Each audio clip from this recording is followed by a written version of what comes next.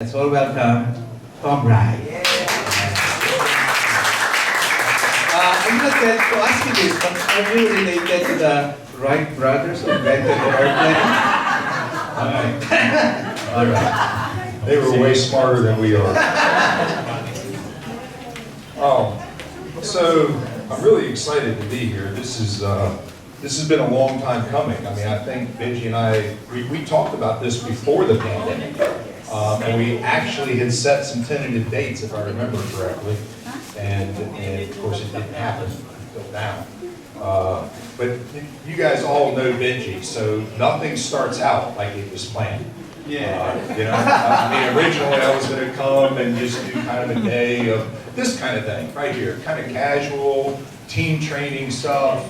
And next thing I know, it's a 3-day men's retreat. And you're doing this tonight, and then you're going to follow on, and you're going to do it again. We put you to work. He gets every drop out of it. So God bless him. I love that man. I don't blame him in the least. I do it too. Every chance I get in anybody. So yeah, like he said, I came in 2019 the first time, and I can say that I really was impacted by the Philippine people, and that in spite of the difficulties, in spite of third world conditions in many ways, there was a joy in you people. There was a joy that was in you, and I saw it, and it impacted me. I thought, wow, look at these people. And I know in America, we're just so arrogant and so just feel like we just feel like we deserve everything. And I look around here, and we're miserable. We're just so miserable. So many people in America, even Christians. And so I get here, and I'm like, wow, these people, they're full of joy. They have difficulty, they have problems, but they don't let that bring them down like we do. And so, just to say to you, it's very visible for somebody such as myself, coming from where I come from. So, all of that said, we are going to be talking about codependency and transference here tonight, but that's just a small part. And actually, this whole thing I'm doing tonight is just the tip of an iceberg when it comes to how to do small groups, how to be leaders, and how to do it well. So I've been at this for 32 years. I've had a lot of mistakes. I have messed up many times. I've had Andy Kaminsky, put a foot in my behind because I didn't do things right on occasion. And but that's the way it goes. You got to learn. If you don't take a mistake or a problem and learn from it, then it really is a failure on your part. So one of the hallmarks to living waters is transparency and honesty, and especially among those who are leaders. So we need to be able to do these things, and we need to be able to own our mistakes when we make them. So that said, I am going to start with this codependency and stuff, and then we're going to go into some small group dynamics. I've got a PowerPoint, we'll go through some things, and hopefully you'll get some things out of it, and then we'll have a little bit of a Q&A. So there we go. All right. So codependency. It's a big deal pretty much everywhere you go, and it sometimes is a blurred line between what is codependent and what is just dependence that is okay, it's acceptable, and where does that line get crossed? And honestly, with a few exceptions, there's not a hard and fast rule. But there are ways for you to recognize when you're seeing that and when something is going on, and to recognize in yourself, maybe this relationship's a little off. And so first we'll define it. First off, it is a psychological term, but it's not a psychological condition. They've never come out and said it's a condition or anything like that. But in psychology, codependency is a theory that attempts to explain an imbalanced relationship where one person enables another person's self-destructive behavior, such as addiction, poor mental health, immaturity, irresponsibility, or underachievement. So what that's basically saying is that you're in a relationship with somebody who is exhibiting, you need to do something. In a minute I will. Yeah, not yet. He's all over it. He was there this weekend. My man was on his game. He's keeping right up, trying to take care of me up here. So anyway, what it really is this idea that you're in a relationship and somebody's behaving badly, behaving poorly, being immature, whatever, and you never confront the behavior. You just allow it. And as a matter of fact, you draw a certain kind of pleasure in it because as you can jump in and try to rescue them, you feel needed. You get this messianic complex going on that I'm saving them. I'm their savior. I can do them. I can fix them. And that's a problem because we only have one savior. And he died on the cross. We cannot be anybody's savior. So what ends up happening is you will funnel your energy into this person without really considering your own needs. So you'll be more worried about what's going on with them and what's happening for them than you are about what is actually happening in your own life. And you will consistently put their needs in front of your own needs. So, and then you lose your own sense of independence because you feel like you have to try to take care of this person. And when you have needs, though, when you find yourself in a spot, those people rarely are there to help you. So that's a good thing right there to put together. There is an interdependence that we can have that's healthy and good, but that interdependence would say that the other person's there for you as much as you're there for them. And that can ebb and flow as we go through life. We all hit spots where we're more needy than we are at other times, and same for the other person. So again, it kind of moves. But what's really going on here is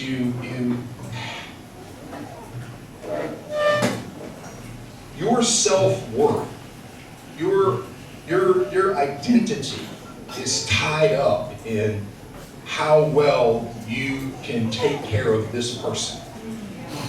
See? That's very different than having a relationship where you can help out with somebody. So what are some examples? Let's just look at a few things. Well, actually, let's back it up a minute. So in this, you have two different people in it, and one of them will be the one who is there to rescue, and the other one is the one that needs rescuing, right? So we have the giver and we have the taker. One person's always giving, the other person's always taking. And the one who's giving, actually, and what you need to understand is, who do you think is in control? Who is the one that is most in control of this relationship? The giver or the taker? Yeah, it's the taker. Because the other person is completely focused on doing whatever that person needs. So whatever that person's needs are, they are controlling the one who's the giver. Right? So, anyway. So some examples in a family dynamics. You can have an alcoholic brother, parent, something like that. And this is where this term originated, codependent, was dealing with alcoholism.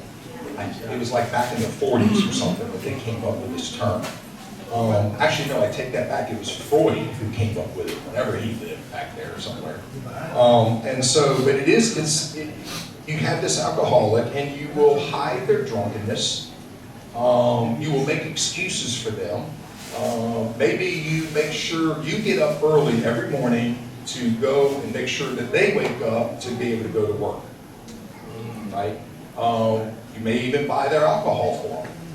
Or at the very least, maybe you let them live rent-free so they don't have to pay that, so they can afford to go get their alcohol. See? So being nice isn't the answer for this person. Now, that being said, when is it okay to do things within a family? Well, here, let me back that up a bit. Let me look. So what I had with my dad, I had to deal with this stuff. He was an alcoholic. He just passed away this past February, and he was an alcoholic for my entire life, and it never did leave. He had dementia, and so we had to take care of him, and my family, my brother and I primarily, but he lived like an hour from us. So we would have to take turns driving down. We had caregivers during the day, but my brother or I, one, had to drive down and spend the night because he couldn't be left alone. And so you get down there, and his favorite drink was rum and Coke, these last 10 years or so of his life. And almost the first thing out of his mouth is, son, can you give me a rum and Coke? Give me one of my drinks. All right, Dad. So we already knew Dad doesn't need more alcohol. I mean, it's enough. So we had this bottle of rum that was sitting there that was water, didn't have any rum in it. And so we would pull out his Coke, grab the bottle of rum, we'd sit there and we'd pour the Coke in, and we'd give him his drink. And it had no alcohol in it. But he would taste that thing, oh, thank you, son. Thank you. Because in this case, his mind was gone. To try to argue with him at this point in his life and to try to point out, Dad, you don't need to do this, was just going to be a huge uproar for the entire night. And you may not get to sleep till 2 or 3 o'clock in the morning or something, because he would rampage through the whole house and just go crazy over it. So this is how we did it. Just tricked him, kept on going. And then, because he kind of had in his mind that he didn't like to go to bed until 10 or 11 o'clock, but we were all tired. I mean, I get up at 4 or 5 o'clock in the morning, so does my brother. We want to go to bed, so we turned his wristwatch ahead 2 hours. So then I'd watch my clock, and about 8 o'clock, I'd say, Dad, it's almost 10 o'clock. It's about time to go to bed. And he'd, oh, okay, all right, well, let's go to bed, son. And he'd get up, and I'd help him go get undressed and clean him up and get him into bed. So, but my point is that was as healthy as you can make it at this point, because he needed that care.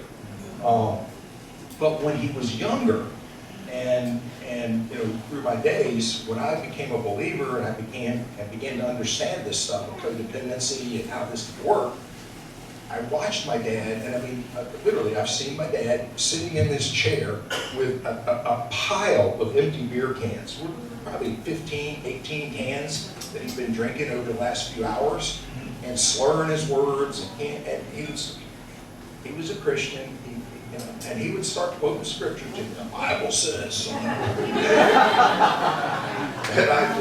he says, it doesn't say you can't drink, son. It says just don't offend your neighbor. I said, well, what about offending your son? So we had to wrestle through this with him, and I would not have a beer with my dad. If he was present, I did not have anything to drink. And I did that for about 5 years, and just would not drink in his presence whatsoever, because if I had one, I felt like that gave him the license to have 10. See? So I'm not having anything. No big deal. I can go without it. Who cares? But I didn't need to be around him. But come to find out, after about 5 years, it didn't help. He just did his thing. So it didn't matter whether I had one or not. He was going to have. You want to be your son? No, Dad, I'm good. Oh, I'm going to have one. And that was what he did. So I didn't play that game then. So that's where I drew that line, like I'm talking about with alcoholism. And I would never go buy his beer. I would never go buy his alcohol. I wouldn't make a phone call to get his wife to come get his alcohol for him. I wouldn't do any of that. You're on your own. You do that yourself. So moving on. You also allow them to suffer consequences for their decisions. Okay, so if you have somebody who is an alcoholic or whatever their problem might be, I don't know, but let's just use the alcohol thing, and they come up broke. They don't have any money, and now rent's due. But they had enough money to spend $100 and some or something last night getting drunk, but now they don't have any money to pay rent today. And they look at you and say, hey, I need some money, I need to pay my rent. It's not my problem. It's yours. You've been drinking every night. You've spent several $100s that I know about in the last 3 or 4 days. You find a way to pay. I'm not doing it. And that's a hard one. What happens if they lose their house? What if they get evicted? They don't have their rent money. Are you the one that's guilty? Are you the one that caused the problem? Or did they cause a problem? That you decided, I will no longer participate in your alcoholism. Yeah. Say, there is a distinction here. It's not like they were out of work for some reason. They lost their job or they were laid off for a period of time and they needed help financially for a short period of time to get right. It's a different ballgame. You get a phone call for that, you have to evaluate that.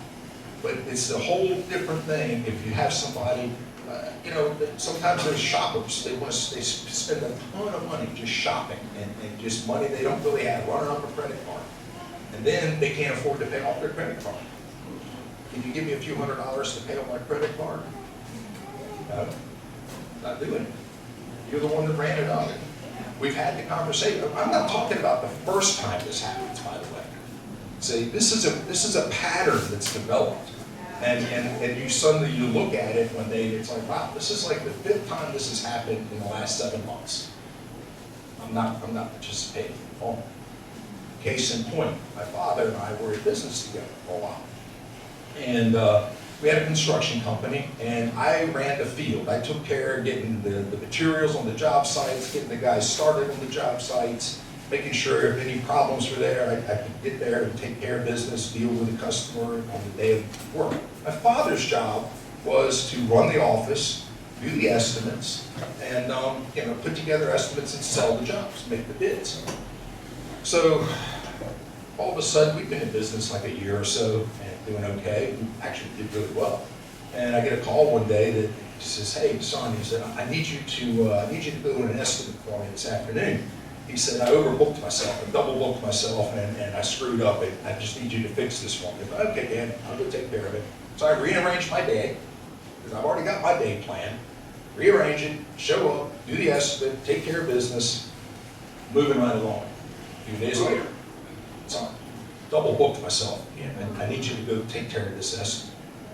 "All right, Dad," rearrange my day, go take care of it, do what I gotta do. A few days later, "Son, I double booked myself, I need you to take care of this." So after about 4, maybe 5 times of this in a couple of 3 weeks, he called me up one morning, "Son, I need you to go do an estimate for me. I got too much going on today. I scheduled it, I can't get there." I said, "No, I'm not going, Dad." "What do you mean?" "I'm not going." He starts cussing at me. "GD, son, I need you to be," this goes off on me. I said, "I'm not going, Dad, I'm sorry. You made your schedule, I didn't. You knew what your schedule is. You need to fix this. I'm not going to fix it again." "Well, that's not going to happen, son. You need to get there." "No, I'm not going, Dad." "No, I'll talk to you later. Have a great day." Later. But I wasn't mean. I didn't yell back. He was yelling. He was angry. He was cussing. And I just said, "Dad, I'm sorry. I have my full day. I can't do this for you. This is like the 4th or 5th time you've done this in a few weeks. And you need to figure out how to plan your day so that it doesn't mess up my day." And so anyway, lo and behold, I think I only had to do that to him twice, maybe a 3rd time. Never got a phone call again. Suddenly he was able to book himself appropriately and take care of his day. He didn't call me up to do it anymore. So that's what I'm getting at when it needs to be a repetitive pattern. It's not the first time, 2nd time maybe, things can happen. Give people some grace, give some mercy there. Be willing to help, be willing to love on, but maybe you have the conversation the 1st and 2nd time, whatever. It's just like, I did a little bad, you've got to be careful about this. I can't always jump in and help you because I do have my own day, but that didn't matter to him. See, he's self-centered in this. He's concerned about himself, and that's what he's going to go do. So there's an example of the repetitive pattern that you've got to look at. So that could be family, and there's other ways. And we're going to have Q&A. You can ask questions later, but I want to keep moving along through here. Then you can have a situation at work. You can be codependent on a fellow worker or a coworker, where maybe you like them, maybe you get along, you're good friends or whatever. Come to find out, they're not really getting their job done. The boss is mad at them, and you're like, oh, here, I'll jump in, I'll help you out. Let's get this thing fixed for you so you don't get in trouble. So you do that. There's nothing wrong with that on occasion. We all can get messed up in our schedules and not take care of business like we should. But when that becomes a pattern, all of a sudden you find yourself every week on Thursday helping them to get their work done so that on Friday their week has been complete, that's a problem. Then you are the one that's actually allowing this person to continue to fail at their job. Are you really and truly doing them a favor by allowing them to fail at their job? See? And rescuing them, rather than saying, hey, if you have questions about how to do something, I will be glad to answer them for you, but I cannot continue to jump in and fix your problems every week. Does that make sense? Yes. Okay? So that's something that can happen. But what you'll also find is sometimes with your coworkers, find out you're in conversation, your friends, and you find out, well, they got this terrible problem going on at home. Maybe they have a sick parent or this, or whatever it might be that's happening for them at home. And all of a sudden, you're like, oh, wow, well, here. And you're full of your suggestions, and you're jumping in, and you'll go, well, why don't you go ahead, and you can go to this party, and I'll go take care of your parent for you while you go to the party. But you're volunteering without them even asking. See, why are you suddenly willing to give up your own family to go take care of this person for them so they can go to a party? Now, it would be one thing if they're handling it fine and everything is good, and then they're talking and say, yeah, I'd really like to go do this one event, but I'm gonna have to take care of my sick, my handicapped parent or whatever this weekend, and you're like, well, I don't mind helping out. I think that they go do it. There's nothing wrong with that. But it's when they're not even asking. They're just talking about the fact that they have things going on, and you want to jump in and fix it for them. Say, so you see the difference? Are you tracking with me? All right. So again, it's you looking for ways that you can be involved in their life and help their life while not really paying attention to your own life and what you need. You might even overbook yourself regularly in an effort to help them. See, so that you're finding that all of a sudden, normally, you like to be home and chilling out and relaxing by 6 or 7 o'clock at night and having your evening to yourself, and now all of a sudden, because every day you're going to take care of something for them, and now you're getting home at 9 and 10 o'clock at night. See, and you don't get your own rest time. But you set yourself up for that. Now, again, there's a line here. I mean, if they've got a sick parent, they're working on getting a caregiver to come in, whatever, and you're like, you know what, I can help you out for a week or so. That's not the same thing as jumping in over and over and over again. This is a set timeline. It says, I'll be there. I can help you with this. But then at the end of that, they should be able to have something in place, right? You see it a lot, though, this codependency thing is in romantic relationships. You see it big time. Marriages, boyfriend, girlfriend, that's where it can be a little bit more messy because, hey, we care about this person. And we have affections for them. And they have them for us. And we have this relationship that's developing. So how do I, where's the line? Again, this could be this situation where maybe maybe this person is on the outside, on the exterior, or when they're out in public or whatever, they're very clean, they're well kept, they look good, they're dressed well, they take care of business. And then when you get to their house, and it's a disaster. Their house is just cluttered from one end to the other, full of, it's not clean, it's dirty. What do? You go over and clean their house for them. They didn't ask for that. You just go do it. And then you're trying to make sure that it stays clean, so you're going over every few days, keeping it cleaned up. So you see that pattern that gets developed in that? And no, they need to learn how to take care of their own house. You're not married and living together right now. You're not trying to figure out work schedules and who's responsible for what and wrestling through that. You're dating each other. You are not responsible to see to it that their house is a clean, nice place. It wasn't that way when you met them, and they seemed perfectly happy with it because they let it happen. Tracking with me? Getting it? So, some signs of codependency, ways to recognize that it's happening. Number one, within you, this is about for you to take a look at yourself. You have a deep-seated need for approval from others. Now, again, so much of this, you can't draw this hard and fast line. We all have a need for approval. Every one of us wants to know that people think highly of us, and that that we're acceptable, and we're okay, and we're likable. That's normal humanity. That's what we do. But do you feel if you don't have another person's approval, or in particular this person, let's just focus on, and you guys know who's in your life. But if you do not have the approval of that person, are you depressed? Are you upset? Do you feel lost and out of sorts because this person is upset with you about something? See, that's a sign that there might be a problem going on. Does your self-worth depend on what others think about you? Only you can answer that. These are questions for you to think about yourself. Does your self-worth, does your identity depend on how others think of you?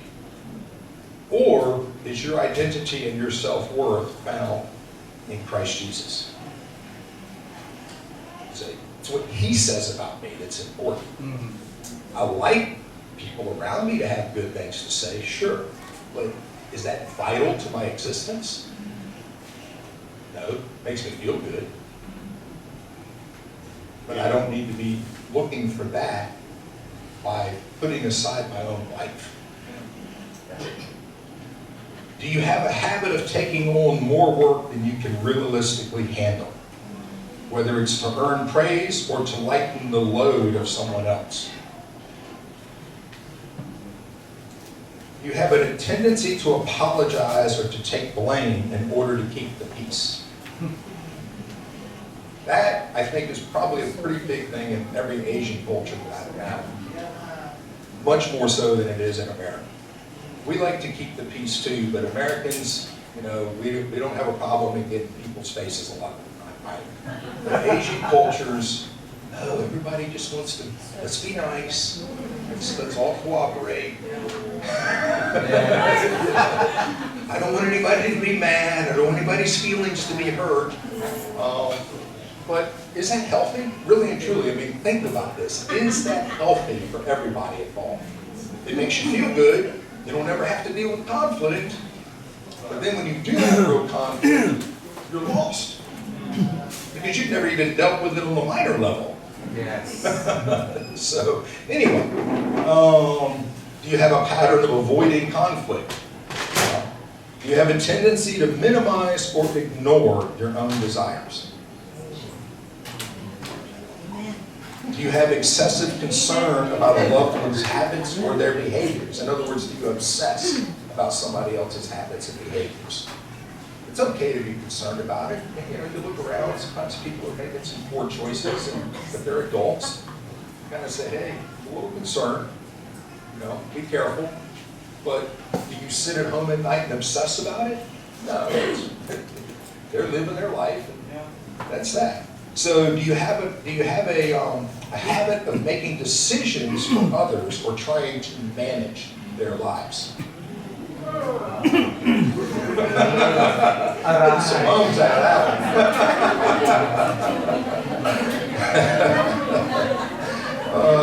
If you're trying to manage other people's lives, there's a problem. Resign from being the manager of the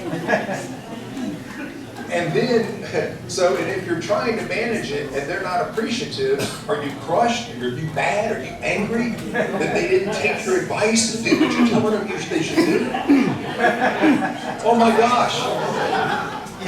They're acting like a grown-up and saying, no, I'm going to choose to do this thing. Okay, go be a grown-up.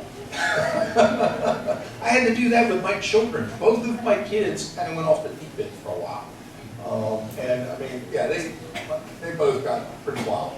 And they both ended up in trouble with the law. You know, and but both of them found themselves in trouble with the law. And my son, his he got in a high-speed chase with the police running from the cops because he didn't want another ticket. So he wrecked his car out in the middle of the field, and he got caught anyway. So, you know, I have several friends that are attorneys, and my wife took him to see an attorney. And this one attorney we took him to, a big Christian man, and they sat down and explained what was going on. And his name was Jeff. And Jeff looked at my son, Jesse. He says, all right, Jesse. He said, I will take your case. But here's the deal. I will not accept 1 penny from your parents. You personally will pay me every dime that I'm charging. Good man. Good man. And understood this son, this young man, he was 19 at the time, this young man needed a foot in his butt. And he needed to understand that this behavior is wrong and it's time to get your act together. And now you can pay for this because you've been stupid in your behavior. He knew we didn't raise him that way. So that was my son. My daughter, hers was vehicular as well, but she got drunk and drove home. And she was only 19, not even allowed to drink yet in the U.S. I don't know if there's a drinking age here in the Philippines, but in the U.S. you got to be 21 years old. So she's 19, she's drunk, and she wrecks her car on the interstate. She didn't get hurt, she just messed the car up. And so I get a call, and the next morning, she was getting out of jail, and she calls me up, she goes, hey, you know, this is what happened, wrecked my car. I said, are you okay? She said, yeah, I'm fine.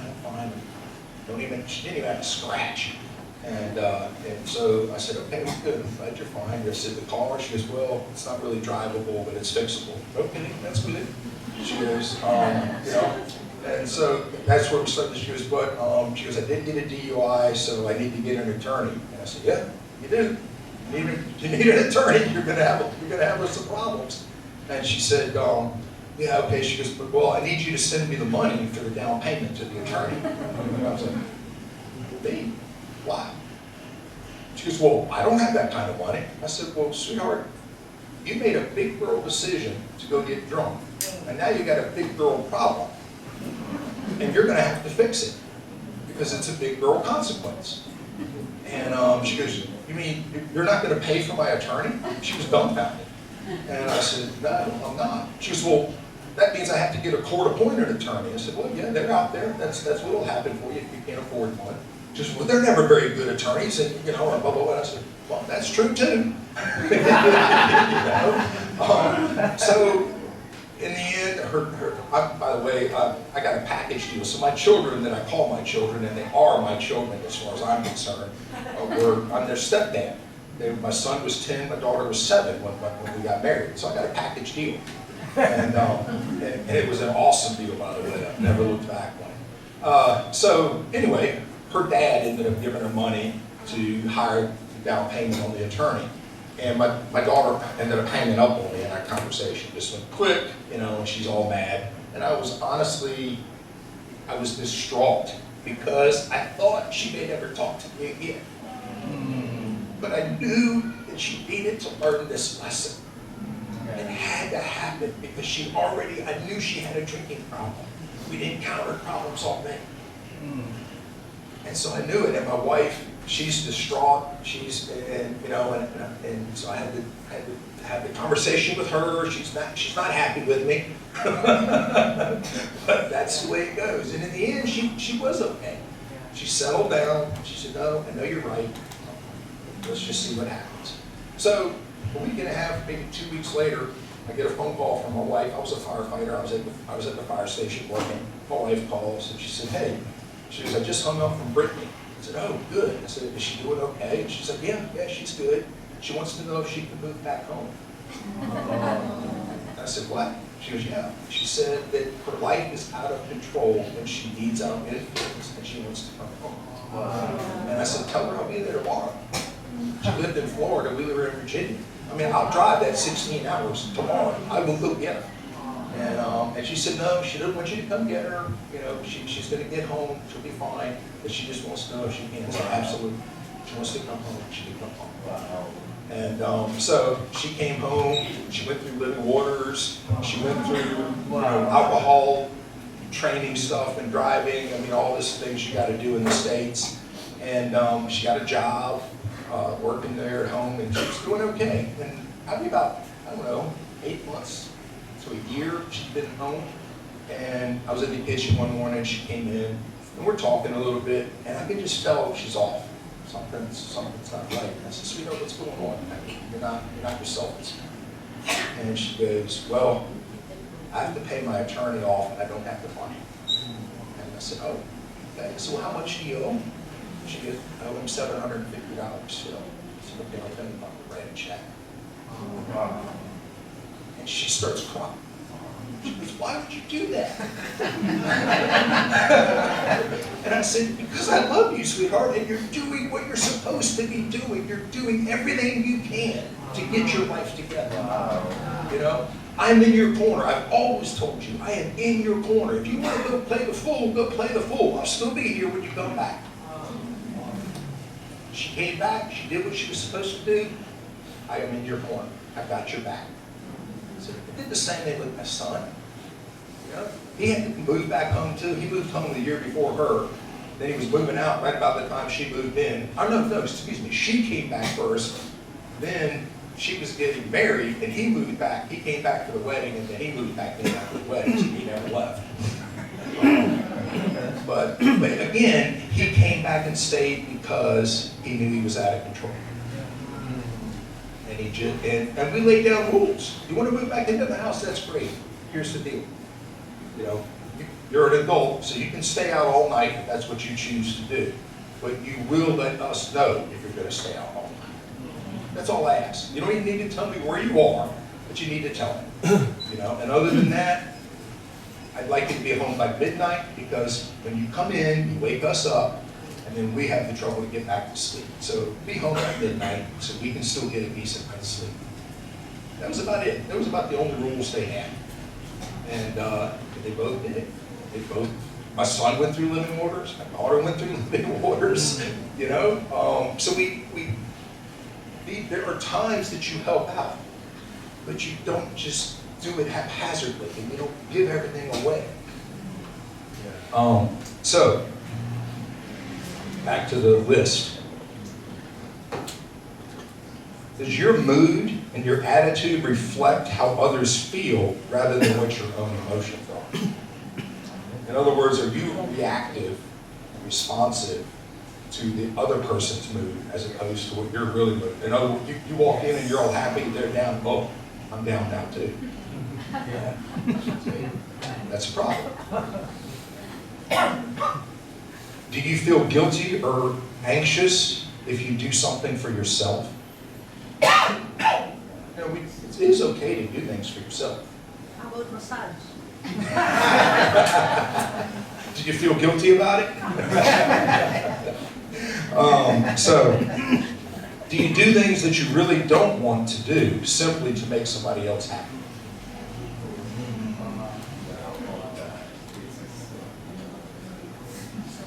Do you maintain relationships that leave you unfulfilled? In other words, you're not getting a reciprocal feelings. You're not getting reciprocal help. And do you have overwhelming fears of rejection or abandonment? So, that's a great kickoff, that last one, overwhelming fears of rejection or abandonment, to what are the root causes? Where does this start? How does it come up in our lives? Well, very often in childhood. Very often. Not always. It can happen in adulthood as well. But basically, you have a poor concept, a poor picture of yourself. Your self-image is bad. It's damaged. It comes from trauma in childhood, whether it's childhood or adulthood. I mean, you can have trauma, and it can be physical, emotional, or sexual abuse. These things can bring this about. It can be related to your parents. Maybe your parents ignored your needs as a child and did their own thing over your needs. In other words, they took care of themselves regardless of how you were being taken care of. They looked out for themselves. My dad did that. My dad would literally, when we were babies, my mom told me about this. My dad would literally take the last milk because he's the one that goes to work, so if I can drink it. My brother and I wouldn't have any milk to have some cereal for breakfast because he drank it. Divorce can be a part of this, or events that can cause a child to lose a parent, whether they divorce, a parent dies, maybe the parent has to go away to work in another city or something, and they're gone for an extended period of time. See, what happens with that is that it brings up a fear of abandonment. See, and that fear of abandonment that you developed in that loss of that parent, now it's projected onto your relationships, and there's a fear that you're going to lose this relationship if you don't do all these things to keep them happy. Does that make sense?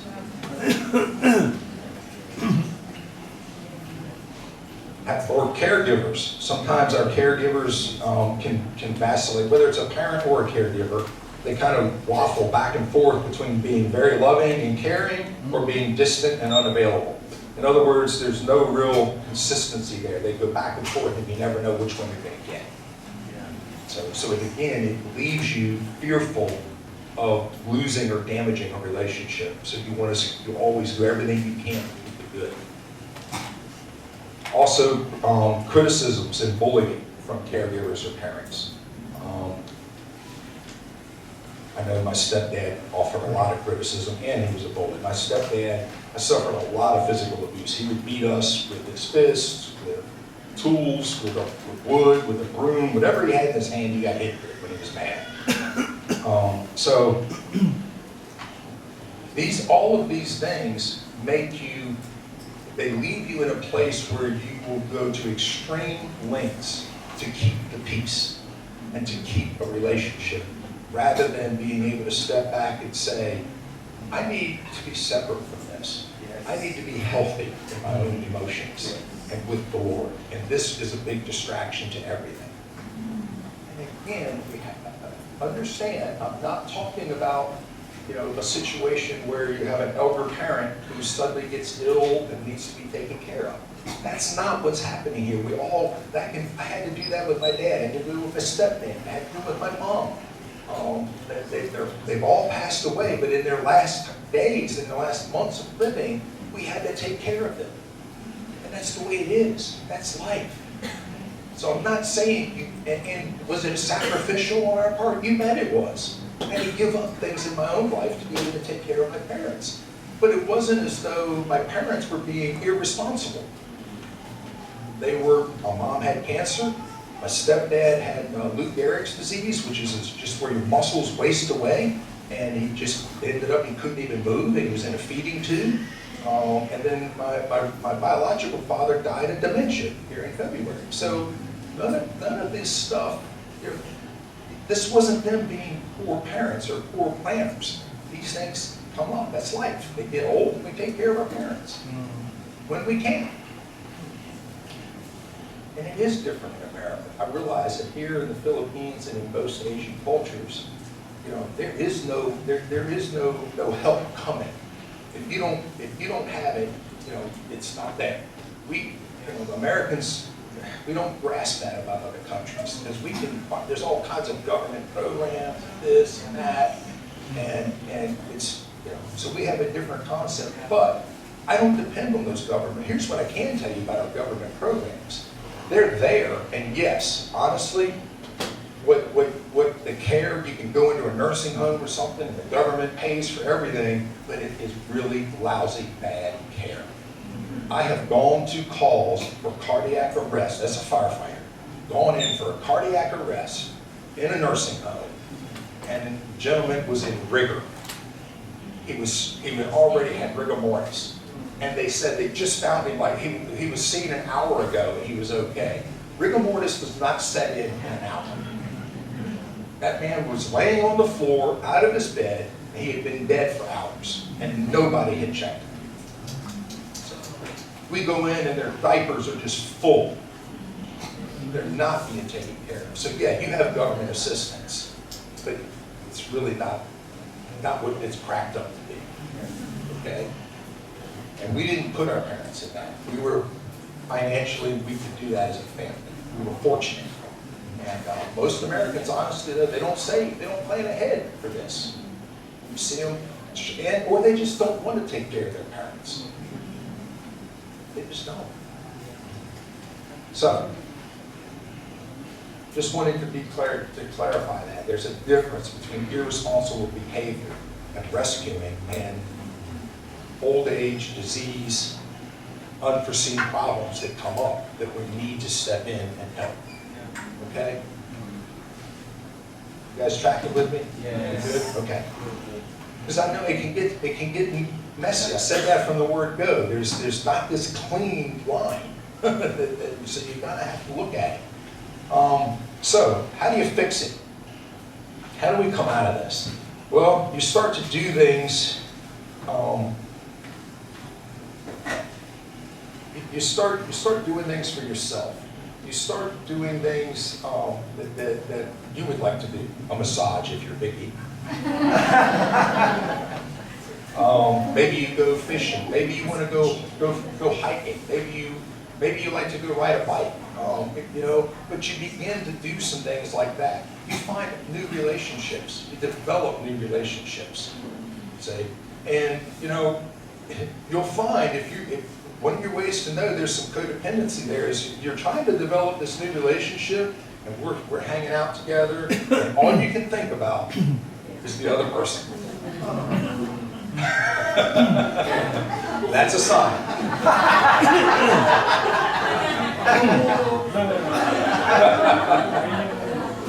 I didn't mean to embarrass you.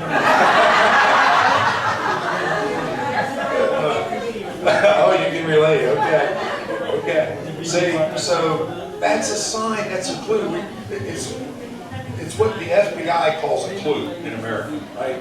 This is a clue. When you're with a new relationship and all you can think about is the other one, that's been problematic. That's a problem. Find a hobby. Find a hobby.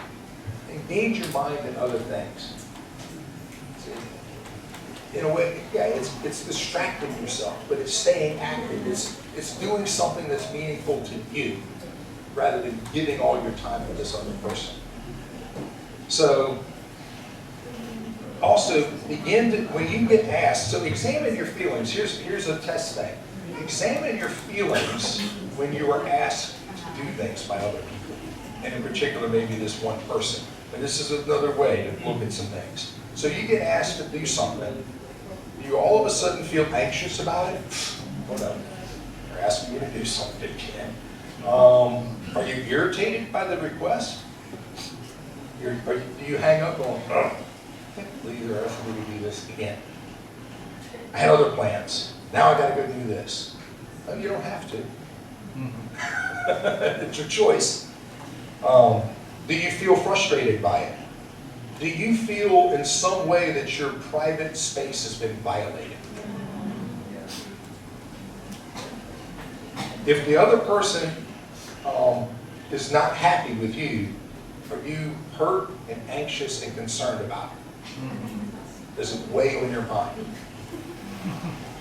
Or can you walk away going, wow, I'm really sorry that they're hurt right now and they're upset, but I'm gonna go have fun at the beach.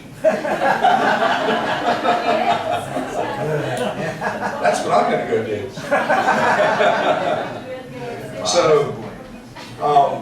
So you guys can have some questions later. That's what I wanted to talk about on codependency.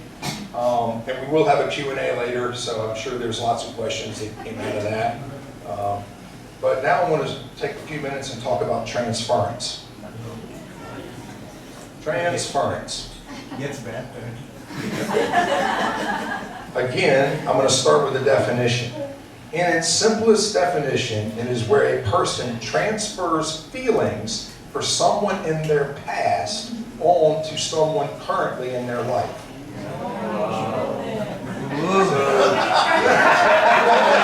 A lot of moans again. Can we have a break? So, now, these feelings can be positive, they can be negative, and they can even be sexual.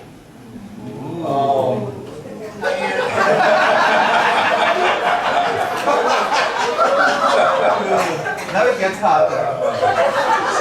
No moans until the sex part came in. Oh, golly. Some things don't change anywhere you go in the world. All right, so transference is very, very common in therapy with counselors and therapists. And the reason it's important for you is I know that some of you are not leaders and what have you, and you're here, but many of you, most of you maybe even, are living waters leaders, church leaders. You know, you're in some kind of leadership capacity, or you're looking to be in leadership capacity. So it's important for you to understand this, because when you have these relationships where you're an authority of some level over these people, transference is very common. It happens a lot, and we even without therapy, though, we can do transference in our day-to-day lives. We pretty much all do transference every day. Right? It's just usually positive. It can be negative, but it's not something that, if we're not in relationship, it's not that big a deal. Here's an example. Somebody walks through the door back there, and you look up, and you go, can't stand that guy. Never met him. You don't know anything about him. He just walks through the door, and you're like, I don't like him. And your mind goes, what's your problem? Why don't you like this person? I don't know. I don't care to. I don't even want to try to find out. This is your inner dialogue, right? And what's going on is that person, it resembles in some way. See, here's something a little bit for you. Your mind thinks in a linear way. It's a straight line, kind of. It's logical. It thinks through these things. Your heart will think in pictures, images, and symbols. Okay? Your heart overrides your mind all the time. And in this case that I'm talking about, your heart is overriding your mind. Because in your mind, you're going, this makes no sense. I don't know this person, I don't know anything about it, but I don't like it. It's because your heart, there's something about that person. Maybe it can be their hair, it can be the way they walk, it can be the glasses they're wearing, it can be the shirt they have on. But it's reminding your heart of an emotional trauma in the past. Or it could be reminding, in this case, it's an emotional trauma. Okay, and your heart remembers it. Your mind hasn't connected dots yet. All you know is that your heart is saying this, and your heart will win. You won't want to talk to that person, and you'll do your best to avoid them. So, and then maybe over time, I mean, I've had so many situations of transference. One lady on my team back home, she could not stand me. I mean, I was the epitome of the misogynist jerk man that she'd ever met. And I knew she had problems with me. I knew that there was a huge transference going on, but she was a great lady. And I really did. I loved her to death. But I had to love her from a distance, because she was not letting me get anywhere near her. And so I did. I would just wave at her when I'd see her in church or whatever, or if I happened to be walking by her, I might just say, Robin, sweetheart. But gradually over time, for about 3 years, one day she realized, wow, Tom is not who I thought he was. That That's not who I thought he was. I've gotten to know him. So now I know his character. What I thought was not accurate. He reminded me of all these other men, but he is not those men. He is his own dude. And we're good friends now, love her to death. When we talk about it, it's one of our testimonies. But she goes on and on and on about this guy she didn't like him, what a jerk he was, and blah, blah, blah. She goes, by the way, it was Tom. And there I stand, yeah, me. So that's a sign of a negative transference, okay? So anyway, your client or a patient or person will transfer onto their therapist feelings of someone in their past. And we all do this. I just described to you the way it can happen on your day-to-day life, right? So a positive one is that a positive transference is when a person reminds you of a loved one who you had a good relationship with. See, so there is positive transference. It's not all negative. Maybe you feel, it's an older gentleman and he just reminds you of your grandfather. And gentle grandfather who loved doing you, cared for you, and you just automatically are drawn to him and like him. That's a positive transference. You don't know anything about him, but as soon as you see him, it's like, oh, your heart's going, granddad. Right? I mean, that's what it really is. And that can be easy to talk to. You'll strike up a conversation. And it's just funny because those are the kind of people you'll find yourself sharing things with them that it's like almost way oversharing. And later you go, I don't believe I told them about all these things that I've done in my life. What the heck? What was I thinking? Well, it's because they reminded you of something and you were comfortable just because of that reminder. Does that make sense? Yes. A negative one, we've kind of already talked about that, but they remind you of an abuser from your past. Or maybe it's in the past it was a romantic partner who cheated on you or who left you, abandoned you, or whatever, used you briefly and then threw you away. And now, like Robin, she transferred all that onto me. I was the epitome of every man that had mistreated her entire life. So then the sexual one can come in, and again, that's a positive transference in the sense that you're not feeling negative toward this person, obviously. But what happens here is they're gentle, they're kind, they're nice, you're comfortable in their presence, and because our hunger for relationship is so great that we can now begin to have a sexual attraction towards this person. See?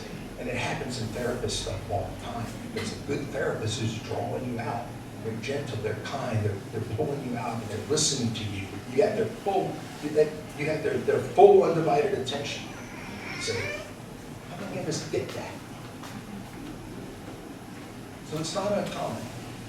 But when we're treated well, treated with dignity, with honor, and respect, it's amazing the emotions that can be coming up in us. Doesn't mean you're crazy, doesn't mean you're weird, but you got some wounds, that's all. We got Jesus to take care of that. Just got to be able to talk about it and bring it up. Not run from it, don't hide from it, don't act like it's not happening. All of these things can happen in your small group settings. Happen in your one-on-one settings where you meet with people, counsel with people, And so when we're doing that, we run that risk that people will positively, negatively, or sexually transfer on from us. And it's actually helpful if it does begin to happen and you're aware of it and you can begin to probe at what's really happening. Say, and they can come up and talk about it. And if they're angry, yeah, they're angry. Let them be angry. It's okay. You don't need to react to their anger. That would be what's called counter-transference. So counter-transference would be when you're sitting in your small group and you've got this person who's there with you and they have, for whatever reason, they're mad at you. You didn't do this, you didn't do that, you should have, I don't understand, and they're coming at you. And you rise up and go right back at them. That would be a countertransference. We have to be aware of our ability to do that. When people are transferring on to us, especially in a negative connotation, we can't allow our own emotions to get right. We have to sit back and remain calm. It's not us, truly, that they're angry at. It's something back there that we're touching, that we're reminding them of. And they're angry about that. We just happen to be getting. One of the things that my wife used to, and I had to deal with countertransference here because she transferred on to me her first husband. He cheated on her twice. That's why they divorced, because she caught him at it 2 different times that she knows of. He probably had numerous others that she didn't not aware of. But we got married, and all of a sudden,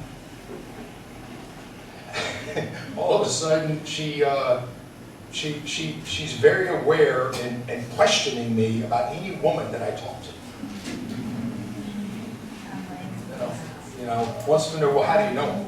How long have you known them? Did you ever go out with them? I mean, it's like, and so, and I couldn't get angry about it. See, if I had gotten angry and pushed back, all I would have done is verified her fears. See, that would have said to her, yep, he's doing it.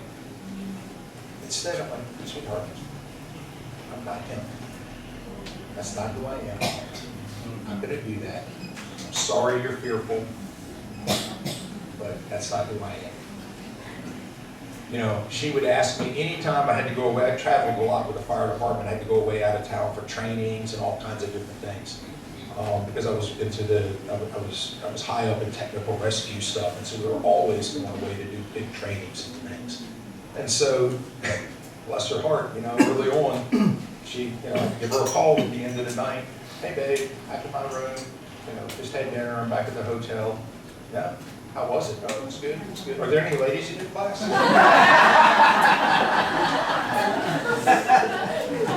Yes. Really? Did you talk to them much? I was stationed, the first time I got put into a new station, I was at this one station, and we had a common bunk area. And we had one woman that was on our shift. And so, this is where I can be a little bit, my sense of humor isn't the best, maybe. So, she finds out this lady, Paula, is on our shift, and she goes, well, what's she like? She's a good firefighter. What's she look like? She's got dirty blonde hair, probably weighs about 130 pounds. I don't really pay that much attention. What do you mean you don't pay attention? You work with her every day.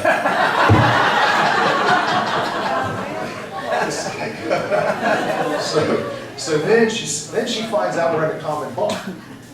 And she goes, well, where does Paula sleep? I said, right beside me. We reach out and hold hands all night. I had enough. So I thought it was funny. She did not.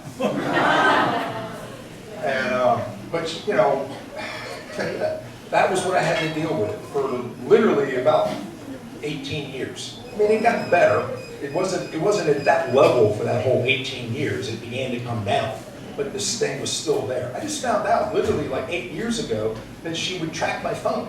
I didn't know you could. That's how much I care. I don't know. But she would track my phone and she would call me. She would be on and she'd see where I was because she could see it in the map. And she'd call me up. What are you doing? Oh, what?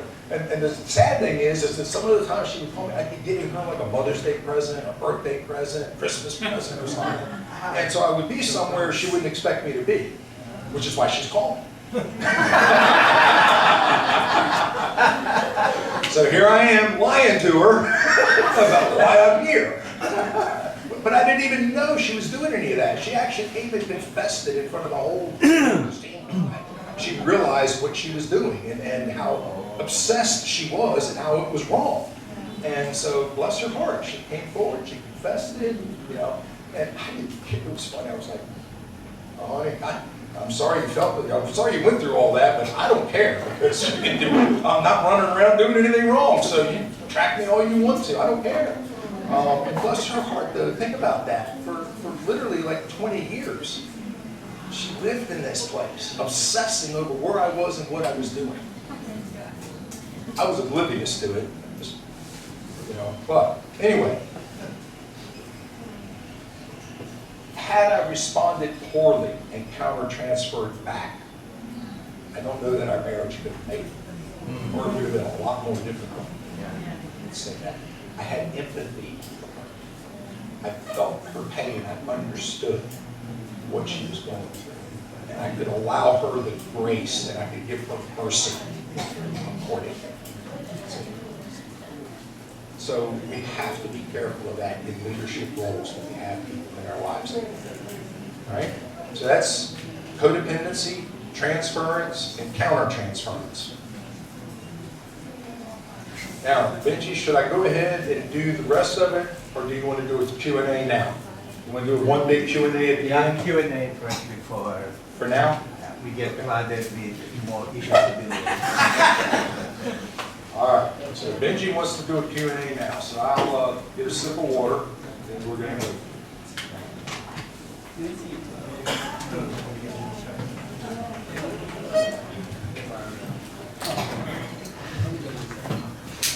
Yes, so I can hear and see all of us being prudent while disagreeing so far at this point, that we can really connect to this.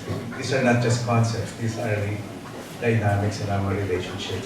And there's one story among the many good stories he said that really struck me, and that's about her daughter who was jailed for drinking. And I saw this picture of Filipino parents who have to bail out their daughter or their child. It's like the expected thing to do. And what Tom did would look like a very unkind parent. Yeah, as someone who's very insensitive to what the daughter or what the son went through. And yet, when I hear that, that's not really culturally acceptable for us. And yet, I felt that is the heart of our Heavenly Father. One who loves and disciplines. And in his discipline, he loves. And so this is really the kingdom way.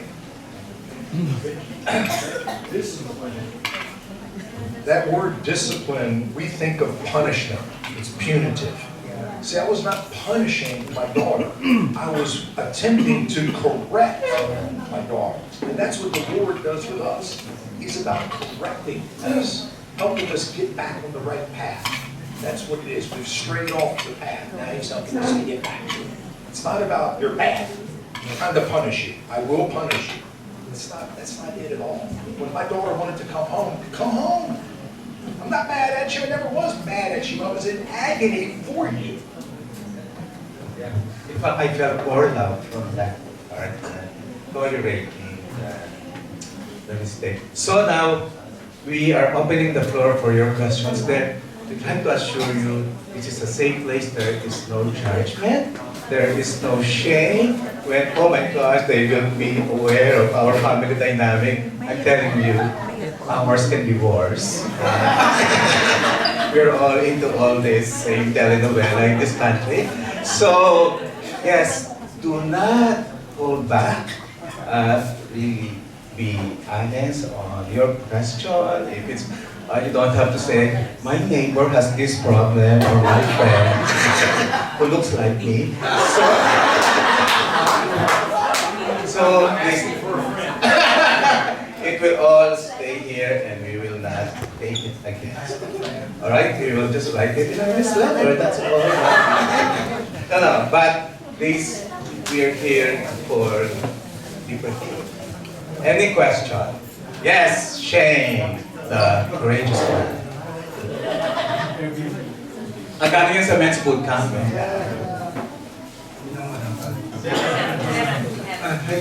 What is the difference between emotional dependency and codependency? What is the difference between emotional dependency and codependency? So romantic ang context mo. Right. Yeah. Emotional dependency doesn't necessarily mean that you are rescuing. Emotional dependency, actually,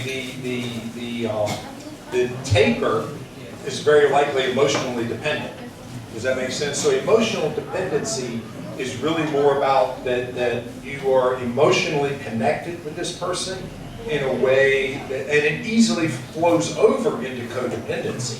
But in and of itself, it's not. For instance, my daughter is divorced, and we, in the divorce, it was just a bad situation. Her husband really had some issues. My daughter has issues, and she doesn't want to own them, but she has them. And so, anyway, she used to go to the gym and work out a lot, and she had met this guy at the gym, and she had his phone number, and they would text back and forth here and there or whatever, and her husband found out about it, and he got really mad. And so anyway, once they were divorced or separated, I was having a conversation with her, because her husband accused her of being sexually involved with this guy. And so I just confronted her straight up, and I said, I didn't know what was going on with this guy at the gym. Because your husband thinks that you were cheating. And she said, no, Dad, I was not. She goes, I promise you. I promise you, I was not doing that. She goes, I will say that I probably was emotionally dependent on him because I had good conversations with him. He helped me learn how to work out and to do things right. And we just enjoyed talking at the gym. She goes, and yeah, I probably talked to him in ways I probably shouldn't have. And then maybe deeper about my life than I should have. But no, nothing ever happened physically at all between us. It was all conversation. See? So that was an inappropriate relationship. My wife, when we first got married, she kind of got emotionally dependent with my brother for a while because I was gone all the time. And so they would hang out. He wasn't married at the time, and they would hang out, he'd come over and what have you. That was great. I was glad he was there and glad to have him. And then she actually came to me at one point and said, I think I'm probably getting too close to your brother. I think I'm talking to him about some things that he really doesn't need to know about. And I'm unloading on him things that about us that he doesn't need to know about. See, does that answer your question? Compared to codependent, where you're rescuing? Yes. This is just an unhealthy attachment with somebody that you really shouldn't be attached in that way. All right, thank you, Tom. Yeah. Just a quick follow-up on that question, which can be in the minds of many. So, when you say you're emotionally dependent, can we assume you're also sexually attracted, or No. not necessarily? Not necessarily. It could fall into that. I mean, emotional dependency, unchecked and undealt with, can easily flow into a sexual situation. Because, let's face it, you're feeling comfortable, you're feeling heard, you're feeling cared for, you're connecting on a level. And so, yeah, especially if you're in a relationship where that's not happening. I mean, if you're in a marriage that is dry and stale and you don't talk and you're, or maybe one of you is an angry person and the other one is just, you can't ever, you're walking on eggshells all the time and fearful, and then you find this person at work. This is how affairs happen at work all the time. Because you're at work, you're there for 8 to 10 hours together, and you start talking, and all of a sudden you find out that you got things in common, and you can just kind of bend their ear, and he's a really nice guy. He listens to me, and he's this, and maybe initially it's like, he's not even that good looking, I'm never. And then all of a sudden one day, maybe. He's really nice. Am I that concerned with looks, or do I just, am I okay? You see how that can roll into that easily, just because you're connecting at an emotional level. And when we're hungry for affection and hungry for attention, and especially if we've already been sexually active, whether it was a marriage or whatever, then that's easy to flow into that. Very easy. Okay, does that make sense? Okay, Thompson. Yeah, just want to follow up on that question.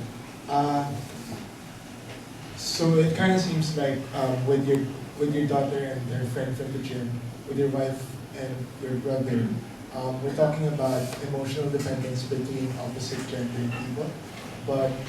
and it's characterized as an unhealthy attachment. But if it's between same-sex people, could it also be unhealthy? And could it also be unhealthy if it's between, say, a person and the person he sees as a spiritual leader, spiritual father, mother, or Absolutely, good point. I'm glad you brought that up. Because, yeah, it can happen same-sex.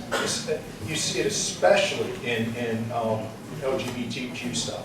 There's always this emotional attachment, especially in the lesbianism, even more so than male homosexual, but even male homosexuality, there's this emotional attachment that happens. And, what's interesting is in male homosexuality, a lot of times, whatever one is kind of the male, and the other one would be on the feminine side, but I've asked guys before, I said, well, what is it you like about this other man? He's big, he's kind of strong, but he's soft, he's tender, and he starts describing a woman.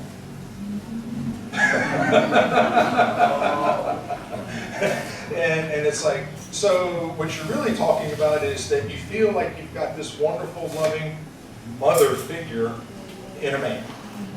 And you don't see him look at you. Never thought of it that way.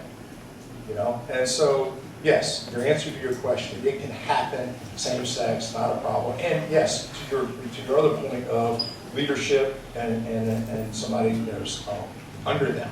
Absolutely, you begin, I used to struggle with that myself over the years. Guys like Andy Comiskey or other strong male Christian leaders that I would be around, and I was all I wanted was their attention, and I would do, man, if they would have asked me to go jump off the building, I'd have gone and jumped, man. I mean, whatever I could do, because again, I was so hungry, and especially for me, my father hunger, that's a whole different thing, but my father hunger was huge. It was off the charts. And to the point that, honest to goodness, he says, people think I'm blasphemous, but I had a real problem with praying in Jesus' name, because Jesus stood between me and the Father. I wanted the Father. Me and Jesus worked it out. We're good.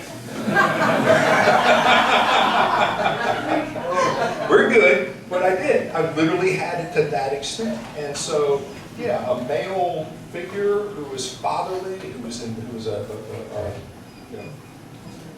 person in charge and a person of stature, daggone straight. I have nothing to say. Just a quick follow-up on that question. What it's, as you said, like male-to-male friendship, it's not finding a woman in him, but the father. Yeah, well, it can be both. In other words, it's like he gets a package deal, because it's this man, so he's getting male affection, but it's tender, loving. He's soft. This one guy, the first time I saw it, was this guy who was a little bit chunky. He was a big dude. He was like 6'2", and worked out a lot and what have you. But he probably needed to lose maybe. He's 6'2". He probably weighed 260, 270, and pounds. I don't know what kilos it'd be. And so, but he probably could have stood to lose 30 pounds and lean down. So he was he was soft. If you were to, and he loved the fact that he was soft. He's big, he's strong, he's soft, and he's tender. That was the first time I saw that. I was like, wow. It hadn't occurred to me until I'm talking to that gentleman. Make sense? All right. Emily. Yeah, is it possible that codependency can develop in a friendship context? Yeah, I mean, typically you start out as friends.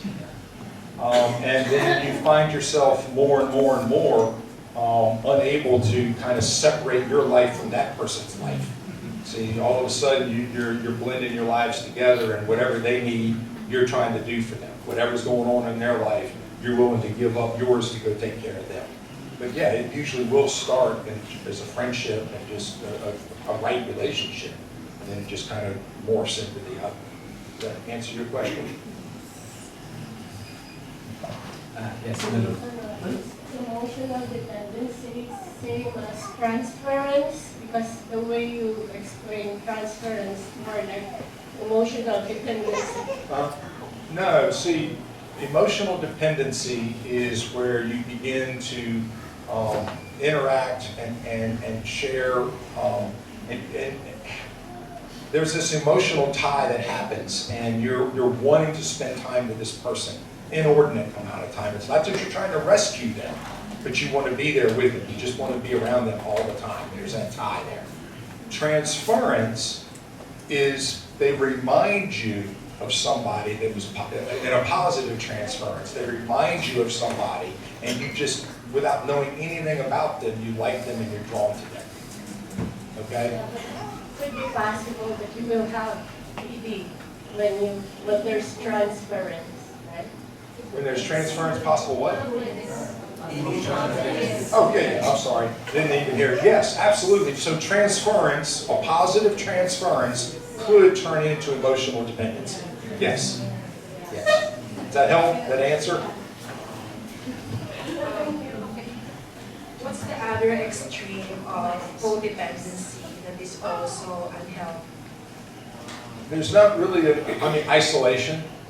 Detachment. Detachment syndrome, isolation, where you just don't want anything to do with anybody. Everybody leave you alone. Yeah, I hate people. And so, does that? Yeah, because that would be the opposite. Is I don't want to do anything for anybody. They just love dogs better. Not cats, though. Leave cats out of it. If we are self-aware with the symptoms that you mentioned, then in those lists, we need to discuss some ways in which we can cope up positively if we are self-aware already of those symptoms. I do. Yeah, we will discuss the ways on how to cope up. For example, we already see ourselves as codependent with somebody. So, will you discuss it in the end? Some ways.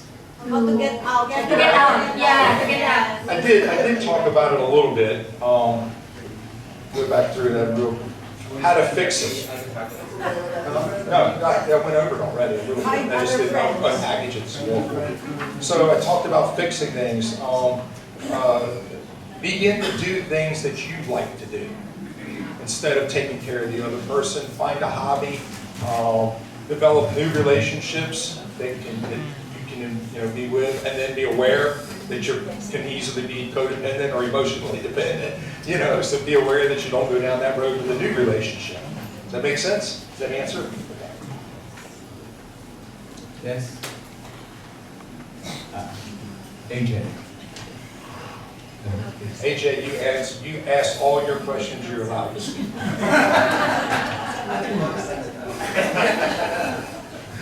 Go ahead, buddy. How do you make someone aware that they are codependent? So someone could be leading that person, or you could be someone from an outsider's perspective.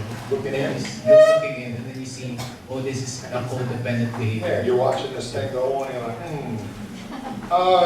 You kind of ask questions.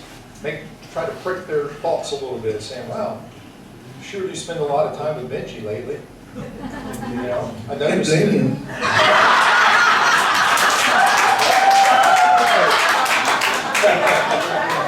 And Benji's really liking that. I am the problem.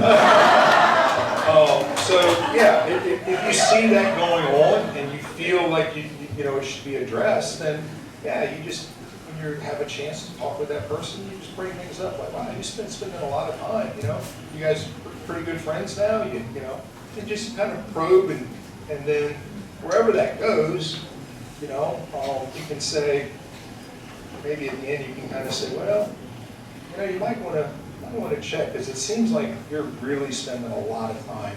And I've noticed that you no longer go to the gym, or I noticed you no longer participate in choir at church, because you're spending a lot of time over here.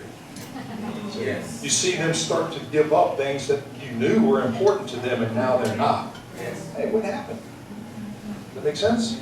And Tom, objectively speaking, that's the problem with us Filipinos. We don't speak truth into that. We feel that might offend, that might hurt, so we just keep quiet even though we're continually observing that, oh, you are no longer doing the usual things. But see, I mean, so let me ask this, that's a great point. So why is it that if somebody asks you, hey, I noticed you're not on the worship team any longer in church, and that the last few Wednesday nights, I heard you've been hanging out with so-and-so. Why is that offensive to somebody? I'm asking seriously. Yeah. If they are offended by it, that's what the FBI calls a clue. Because if they're offended by it, you just prick their heart, and they already know that they're kind of leaning in, and you just call them on it without really doing that. I mean, you just kind of pointed out a fact. Wow, you're not at worship, you're over here. You doing all right? You're not saying you're being bad. You're you need to stop this. You're just pointing out a fact. And if they get offended because you've pointed out a fact, then there's a problem going on of some kind, and that's further discussion. And we just got to navigate that. So there's more hope for us if we have that kind of conversation more often. Maybe we can begin with, oh, the FBI says you're a clue. Maybe that's safer. Arvis? I actually, I thought emotional dependency can lead to narcissism, and I just want to ask if it's already a narcissist relationship, how can a codependent get out from that relationship? Well, can you please explain narcissism, because some of them are just Yeah. here for codependency and transference.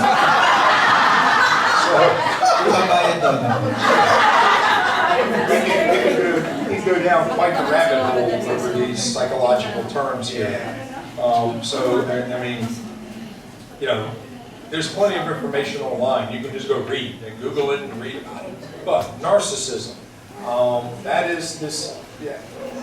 A narcissist will start 90% of their sentences with I. That's a clue right there. If everything is I, and all they talk about is themselves and never ask you about you. Case in point, remember the lady I told you about this weekend? The rest of the people here can hear this. This woman I knew, she was on my living orders team, and she was an older lady, and so she used to pick up this one gentleman and bring him to group every night. And he was one of the most horribly broken men I think I've ever met in my life. He really, really was just a broken man. And same-sex attracted, had AIDS, and I mean, just, he was a mess. But he was looking for help.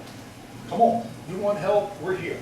So this lady, he had no car, he had money. I mean, the guy rented he lived for free in a trailer, which I don't know if you guys let you know what a trailer is. They have them here. But he lived for free in somebody's bedroom in their trailer. And so this lady went to pick him up, and she would bring him every week. There was one week, she told me about this because she figured I needed to know what had happened. He never mentioned it to me. But she pulled me aside, she goes, hey, I need to tell you about what happened tonight with Joe. And I said, okay, what's going on? She goes, well, you know what, pick him up and bring him. I said, yeah. She goes, well, all he ever does is talk about himself. Every single time. The whole way here, the whole way home, he talks about himself. She said, tonight, when he got in the car, we started driving, and he started telling me about how bad everything was in his life. And she said, I just stopped immediately, said, get out. And he looked at her funny, she said, no, get out of my car, get out. And he was kind of all frazzled. I would be too in this case, but anyway. He got out and he closed the door, you know, and he's kind of just standing there looking at the car. She has the electric window, she rolled down his window, and she said, now, get back in my car and ask me how my day was. See, that's a narcissist. And he got the message. See, I don't know if that's the way you want to handle it every time, but that's the way she did, and it worked. So he got the message. So first of all, narcissism doesn't necessarily equal and roll into emotional dependency. Narcissism is a self-focus, and everything is about you. Emotional dependency, you can be very narcissistic, and if somebody's willing to stand there and listen to you, then you can become emotionally dependent. They might be codependent because they're going to try to rescue you out of your narcissism. So does that make sense? When the first time I heard this story last weekend, my first thought was, I wish we could have that kind of conversation also. That we could have the courage to tell that person, get out of the car. For many of us who are hitching, watch out.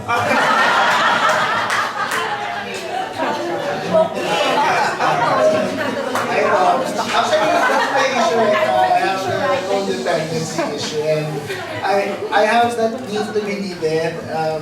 Sometimes it's too much, really too much, that I want to save the person. Wow, I'm Jesus Christ. I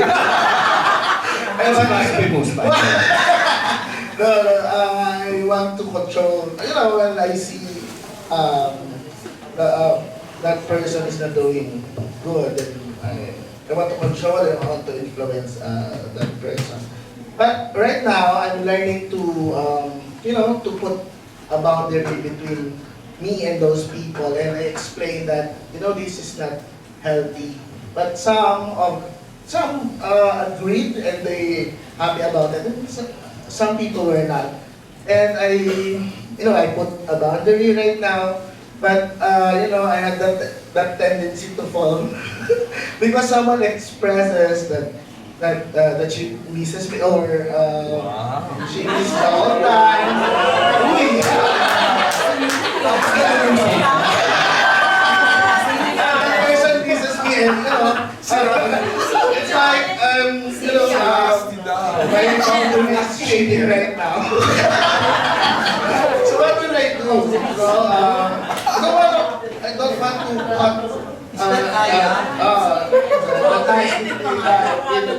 my ties with that person, because I believe that there's love, friendship.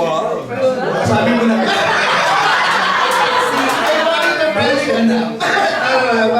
Friendship.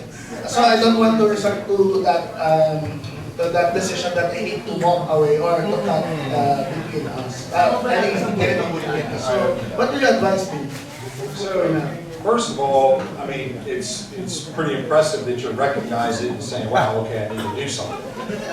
It's not right. That's great news right there. But the way you have to go about that is that, you have to do a self-check. you have to do a self-check when you feel like you see a need over there. And like you said, you care about this person, there is a friendship, and you don't want to lose the friendship, okay? So you do a self-check. Is that something that I really need to get involved with? Can somebody else help them do that? So that doesn't mean you go find somebody else to help them with that. Okay? That means you, and let me tell you, if that's the case, pray. Pray for this person. Intercede at the same level you jump into hell. Then you're going to be making some headway for them, and you're going to be encouraged, and you're also aware in that case, and that wow. And so you begin at that point. You get Jesus' eyes for this person instead of your eyes of make me feel good by helping you. Does that make sense? So, and yeah, you might need to say no on occasion. They have an expectation at this point because you've always done these things, and you just have to be gentle about it. And I'm sorry, man, I've already got other plans, or no, I don't really have the money to afford that right now. I mean, whatever. But you find a way to gently say, yeah, I know in the past I've helped you with that, but I can't do it right now. And I'm sorry, but I can't. You don't look at it and go, well, I'm codependent on you. All right? Wow, so our course, you are not Jesus, but you become like Jesus. All right, Vicky. So this is not a question, but I just want to share. When I was still single, we were six. We were all. We don't have boyfriends, so we hung around every week. And then every time there's like event, we will hang around after. And then every Sunday after church, we will hang around. So one day, somebody told me, because I cannot go with them, because JD was courting me then. So the 6 became 5. So they keep on calling me and say, come, please come. We're here waiting for you. We're waiting for you for 2 hours already. I said, no, I cannot come. I have JD. Then they got angry and then they said, we're sad. We're not happy because you're not here. So I realized that we're codependent. And it started as friends, but it was like controlling, manipulating, and also we realized that we don't want to face our own pain, and we don't want to face our own loneliness. So, because we're lonely, we don't have boyfriends, we hang around. So you brought up a really good point, Vicki, and this is something that in this kind of ministry, it's easy to have this happen. And that is, you got people coming out of same-sex attraction, whether it's female or male, and so they're not really comfortable in their own gender necessarily, and so they're kind of trying to figure things out. But then what you'll find is this group of male same-sex attracted men who are trying to get straight start hanging out together because they kind of understand each other and they know the stuff, and and they can kind of be okay. They're comfortable hanging out with the straight guys. Is not necessarily always fun. It's awkward. It feels weird. It takes them a while to get into that place. So they end up forming their little group, and same thing with the women coming out of same-sex attraction. They form their little groups, and that's where they stay.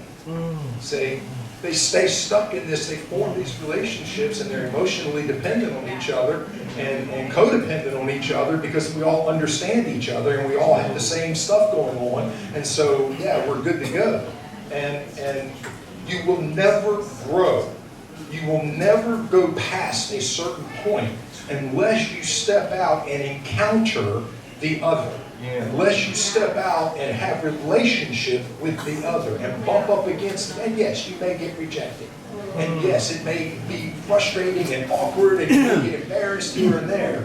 But you have to continue to press in. You have to.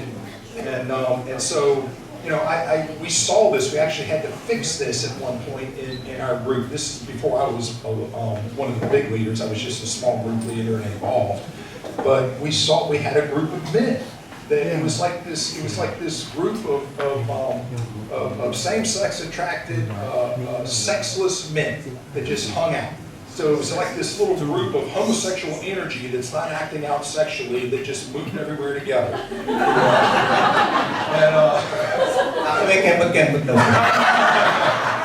I mean, yeah, you looked at it and it was just like, guys, step out. Go with a straight guy. Go to a baseball game and hang out with the fellas for a night.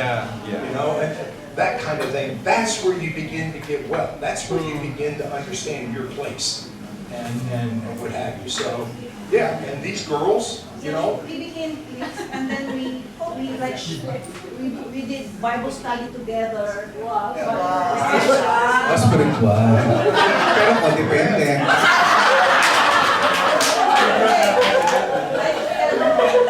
We're jealous of one another. Oh, you're close to Vicky. Oh, I'm close to we're like that already. And they're like, they want to be close to me. So I said no. This is already codependency. Because there's no one. You cannot let other people come in because they would feel OP. OP out of place. So they would feel OP already with us. So we realized we're already enmeshed with one another. So we talked about it, and then we started like we don't meet regularly. We meet once a month, and then we let open ourselves for other relationships.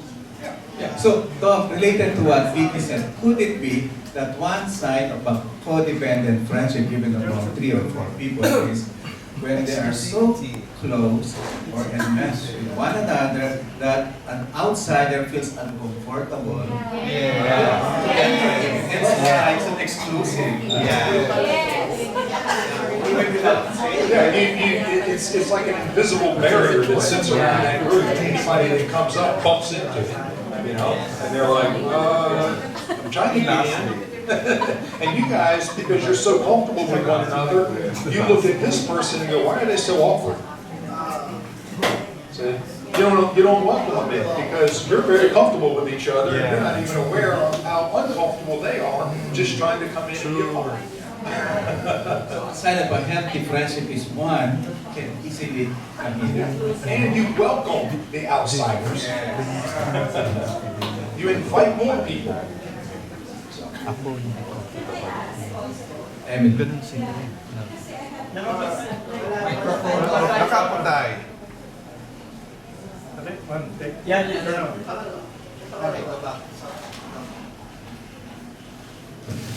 Yeah, hello. Yeah. I have a Bible study.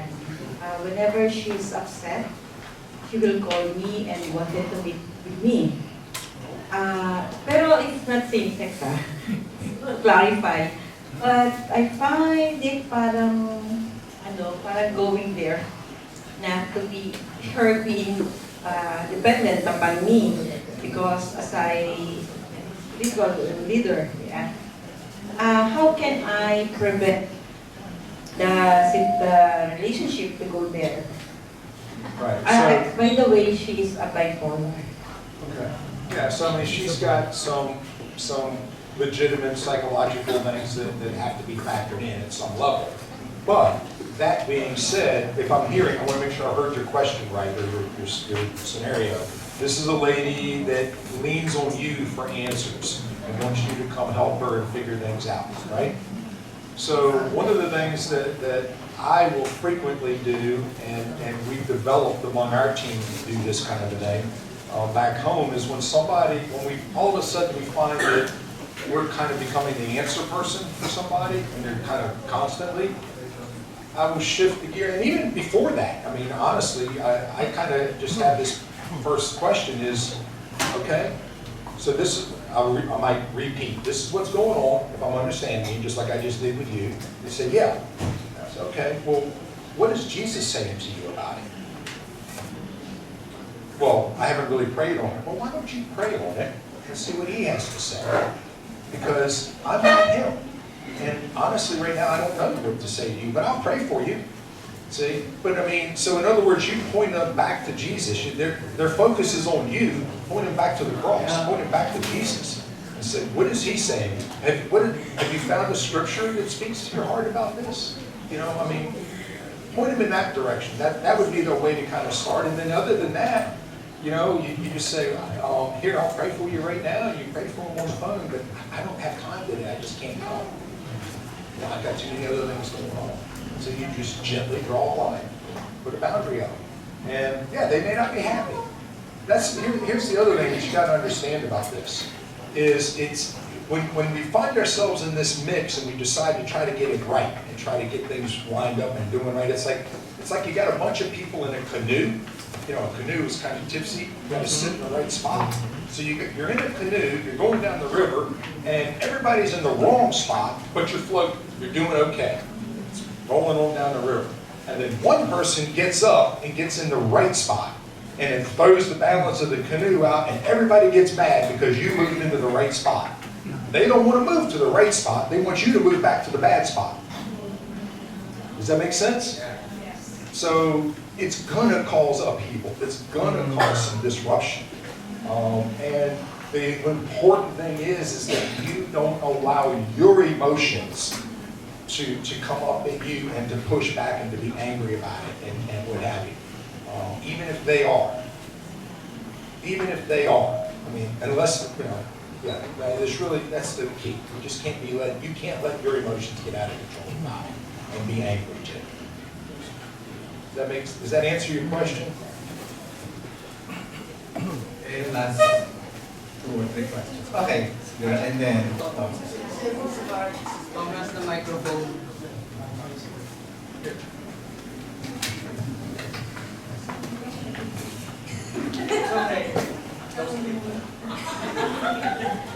What if I have a what if I realize that I have a negative transference to a new friend, and then I decided to shut down our friendship and control my emotions when I'm with her? Should I explain to her, especially, I think she understands because she's psychology. She's a psychologist specializing in child trauma. Okay. And I don't want to be. She really wanted to help me, but she's not a Christian, and so I just decided I don't want to. I don't want her help. But I'm kind of guilty because I'm not talking to her, and I feel guilty because I'm not talking to her anymore, and she doesn't know why. Should I explain to her that reason? Yeah. I mean, if number one, if you just decided that whatever process that she's choosing, whatever path she's choosing to try to help you with as a psychologist or whatever, it's not working, it's not the one you want to go with, then yeah, I think that's perfectly fine. You should give her that heads up and just say, look, I really appreciate what you have done, I appreciate your efforts, but I'm going to try something new, and I'm going to go in a little different direction. And it's up to you. You want to tell her, you know, I'm a Christian, and I really want to pursue some Christian ways of dealing with these things, as opposed to just having this therapy with you. Does that make sense? Therapy with her because she chose to. She decided that she wants to be a friend instead of being a therapist to me. Okay. So I didn't understand. So she's not a therapist for you. She's just a friend. She wants to be your friend.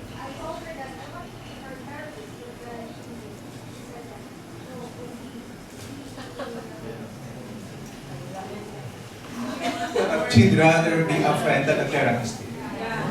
Say it again. She would rather be a friend than a therapist. Right. Weird.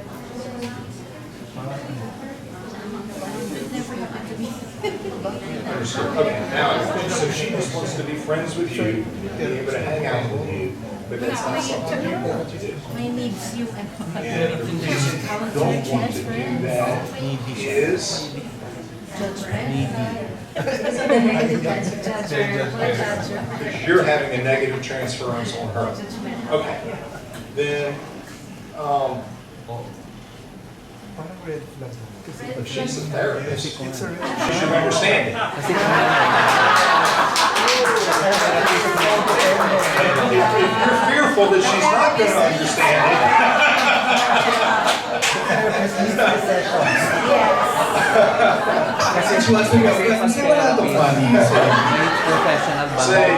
maybe someday, seriously, she should understand. You need to understand that having a negative transference on you, and it's not helpful, and it's making it very difficult for me. So let me do what work I need to do, and maybe down the road we could be friends. But other than that, I'll just see you out when I see you out with everybody else. Does that answer your question, I hope? Okay. Yeah, I mean, if you want to separate from that, then absolutely. And why do you feel bad about doing it? Because you don't want to hurt her feelings? So you're a little codependent on her. So now you're being a therapist.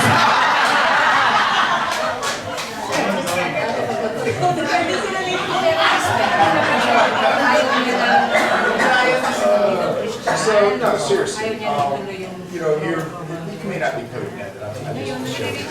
But what is, you are, okay, good ownership. But what is there is, you know, and this, again, some of it's human nature, but it's the Asian culture's taken to the next level. I don't want to hurt anybody's feelings. And so, that's part of life there. Sometimes we hurt people's feelings. You don't mind hurting somebody's feelings when you're mad at them, do you?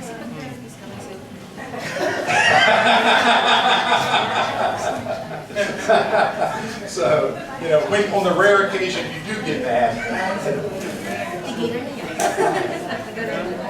Yeah, so yeah, I think you share it with her, and if she, you know, it may hurt. Honestly, if she's a therapist and she knows these things, it should not hurt her feelings.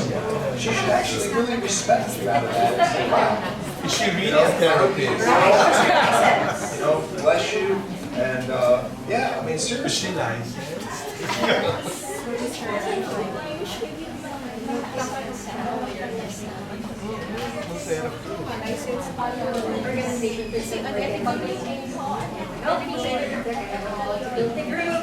Everything like that. Just tell her the truth. Just tell her the truth and let her deal with her emotions and her feelings. And you don't have to be mean about it. You can just be, this is what it is. Okay? That's weird. Yeah. It'll be helpful for you to learn that you can have a voice. Reaction from a therapist. And it might be helpful to pay better attention. Okay, Mona wants to, are you a friend or a therapist? I am the rapist. Therapist. Reaction. All therapists should have self-care. No? So, and it's unethical to go into another relationship with your client. So, that's actually the check. If you already want another form of relationship, hi! So you're the one. She was my own online ASGN. So, yun. So for me, I was trained. No? So, you should have a periodic assessment to check on your sanity and your emotional maturity. So, it's unethical. Kaya when you have to start your relationship, there should be a time to terminate it. Because you will grow, your client might become too dependent on you, and it's not healthy for both of you. So we're told, do not be the ninang of the child of your patient, don't go to birthdays, you have limits on time, you meet for this number of hours, and that's it. So how are you? No other conversation, it has to be documented for both of your sanity. And for therapists, you have to have your own clique or your support group that have to meet periodically, and you have to have assessments to make sure that you're still fit to do the work that you do. So it's unethical. Actually, if you report her, she'll get, her license will be revoked because it's unethical. So there's our checks. So license ba niya? Anyway, so I'm sorry I said a lot of things in Tagalog, but I was telling her that behavior is not acceptable. It can be unethical. And so there are ways by which professionals have to make sure that they're fit to do the work, and boundaries are very clear in the profession that we have. Okay. So for the interest of time, just last two questions from Stephen and then Tom. Mike down. Mike. Sige. Siya muna si Stephen. Stephen.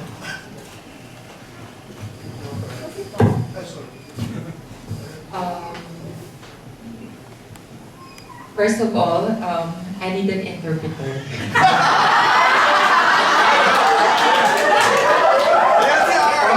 It's a beauty pageant.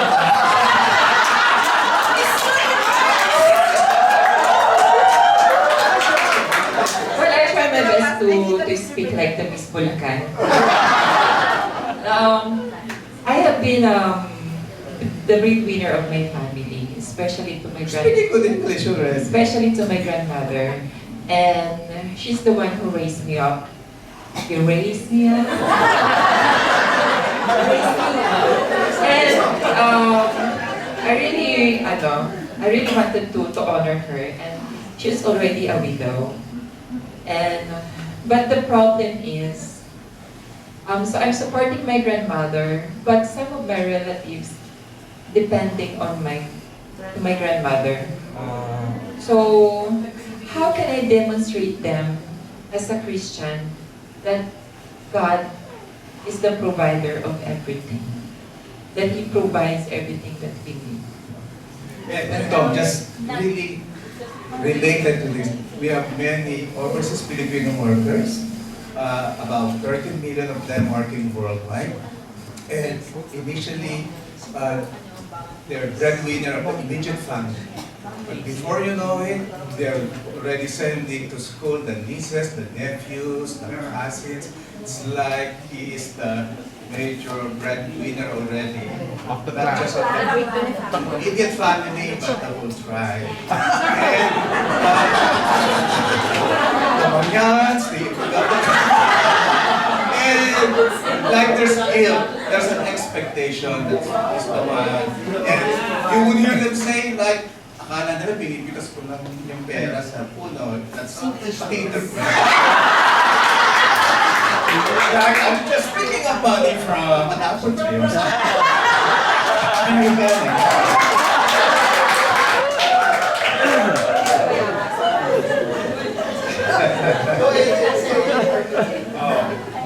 So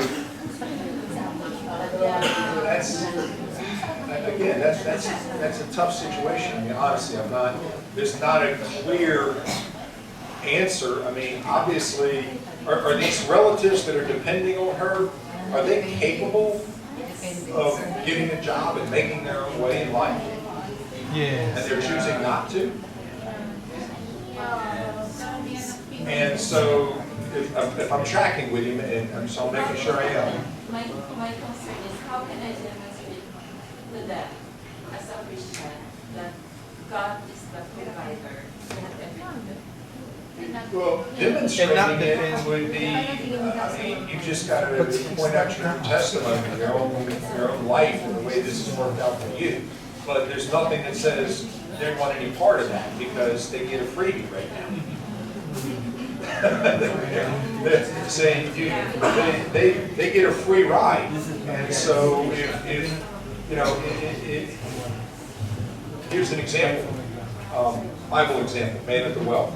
So you got these relatives that are become comfortable because they can survive because grandma takes care of them, or your grandmother takes care of them, right? So Jesus, he went to the man at the well. Remember, he walked in, the guy was laying there, and he'd been there for 30 years, and he couldn't get in the pool to get healed. But if you got the angel stirred up the water, and you get in and you get healed, right? Jesus walks up to this man who's been there for 30-some years and said, "Do you want to be made well?" What kind of question is that? The guy's been laying here for 30 years trying to get in the water so he can get healed. Point is that man had a decision to make, multiple decisions, really. Because if he gets healed, see, right now, he's in his little mat, his little place there at the pool. He's got his friends all around him that he's known for however many years. He's got somebody that brings him food every day. He's got everything is coming to him. He doesn't have to do anything. But if he gets made well, he has to leave what he's known for 30 years. He has to leave his friends. He has to go find a way to make a living. He has to go make his own way and get a home and do all these things. So there was more than just, yeah, I want to be able to walk.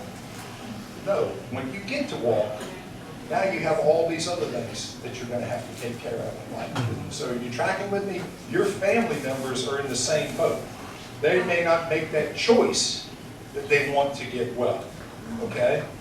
And so, you know, convincing them of that, I don't know how you convince somebody that they need to trust God for their provision. I don't know how do you convince somebody of that. Heck, I can't hardly convince a lot of Christians of that, much less somebody who's not. And just like to add to your situation, because I encounter this a lot, like I will help or someone will help the mother or the father, then the mother will say, I promise your uncle I will lend him money, so can you give me money? So you're just helping the mother, but the mother feels like the freedom to offer help to the other relatives, expecting that you will be giving the money. No?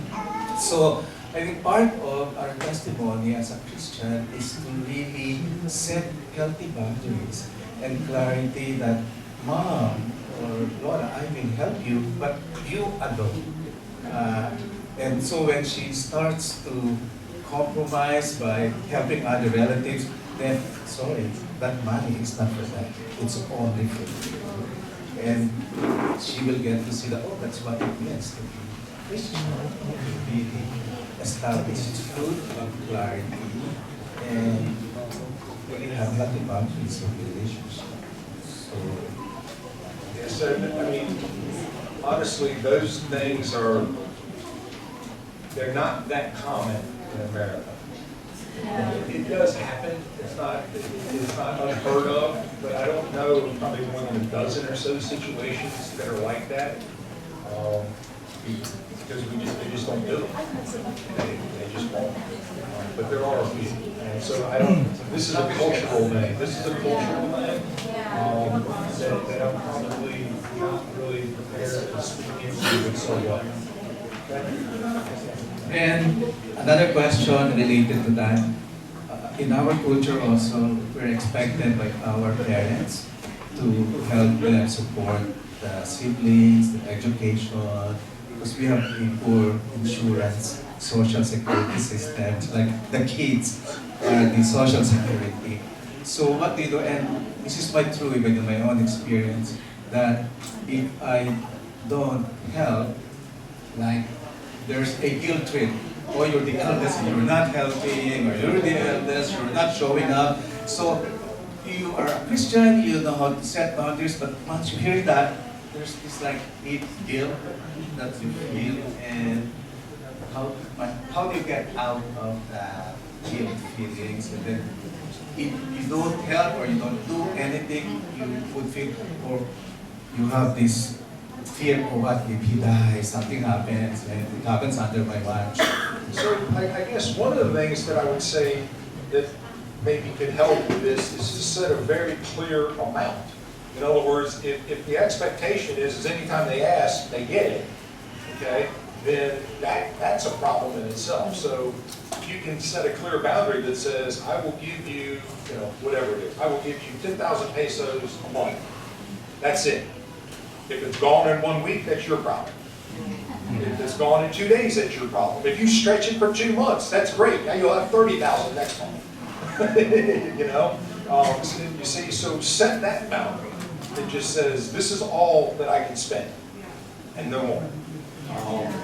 And then, hey, if you, for whatever reason, your life gets more difficult for you and your expenses are increased so that you don't have as much extra money, then you can, I think it's fair to look at them and say, I'm really sorry, but my life has changed. Now I only have 8,000 pesos that I can give you in a month. But you give them that heads up and you set that line, and then when they run out of money and they come back and say, sorry, no, you've gotten your money for this month.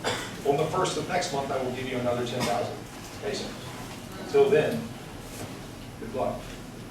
Well, thank you so much for your answer, because I can really relate about it. Because my relatives, they are far away from me. I don't live with my grandmother, so my relatives was the one taking care of my grandmother. So your answer of sending amount of money, I think that's a good idea for the ethics. Good. All right. When the amount is gone, go to the brother and sister. We have, okay. Donna, Thompson, and Malu.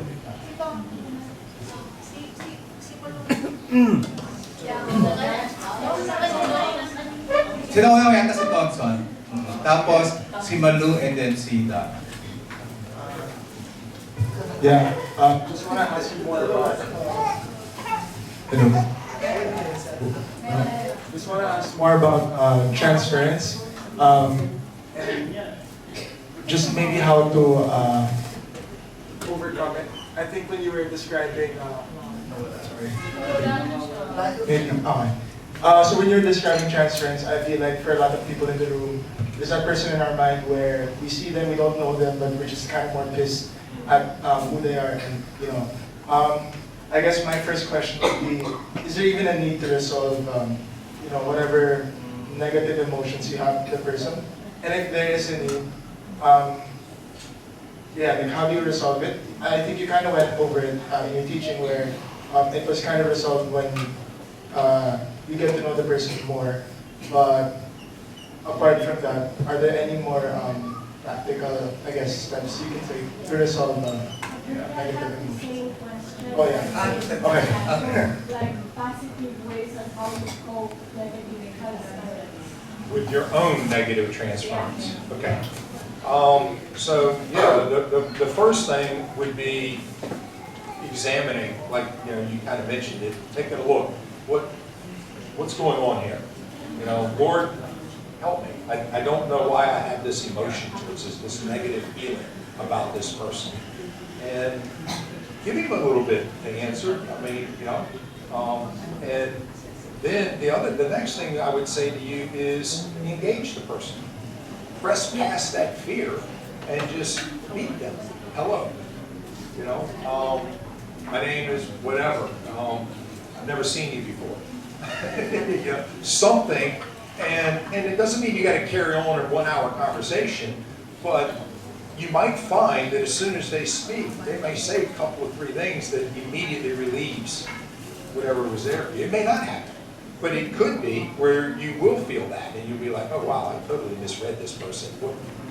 There's obviously something going on, because that's not what I thought of them. And so, yeah, outside of that, especially, I mean, if it's somebody, and it's not uncommon, I have people in church that, that I had negative transferences towards, but then as I've gotten to know them, I actually really just don't really care for the personality that much either. I mean, but I recognize that I had the initial thing, and then as I've stood back and kind of watched and got to know them a little bit, yeah, they're okay people, but they're not somebody I'm going to hang out with. I'm not going to be friends with them. Nothing says that just because there's a negative transference and you recognize it, that now you got to go try to be friends.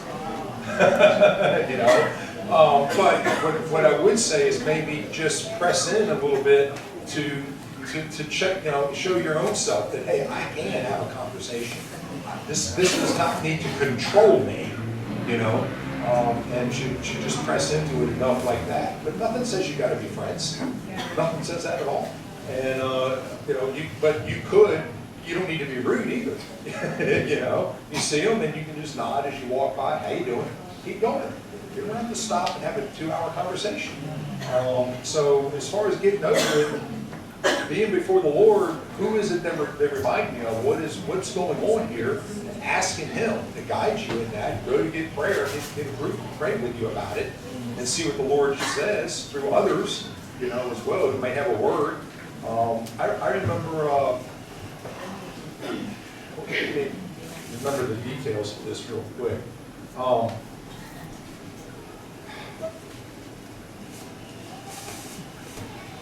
It's not really a transference, but this is an example where the Lord can show something that we're unaware of, okay? And let us know that, wow, God does know me and He does see me. There was a woman that praying with one time, and I didn't have anything. It was just blank. Just like, Lord, what's here? What's going on? What do you want me to pray? Just waiting and waiting and waiting. And finally I see a picture of like a mountain meadow. And it was in the mountains. It was grass and flowers. And but it was clearly kind of in the mountains.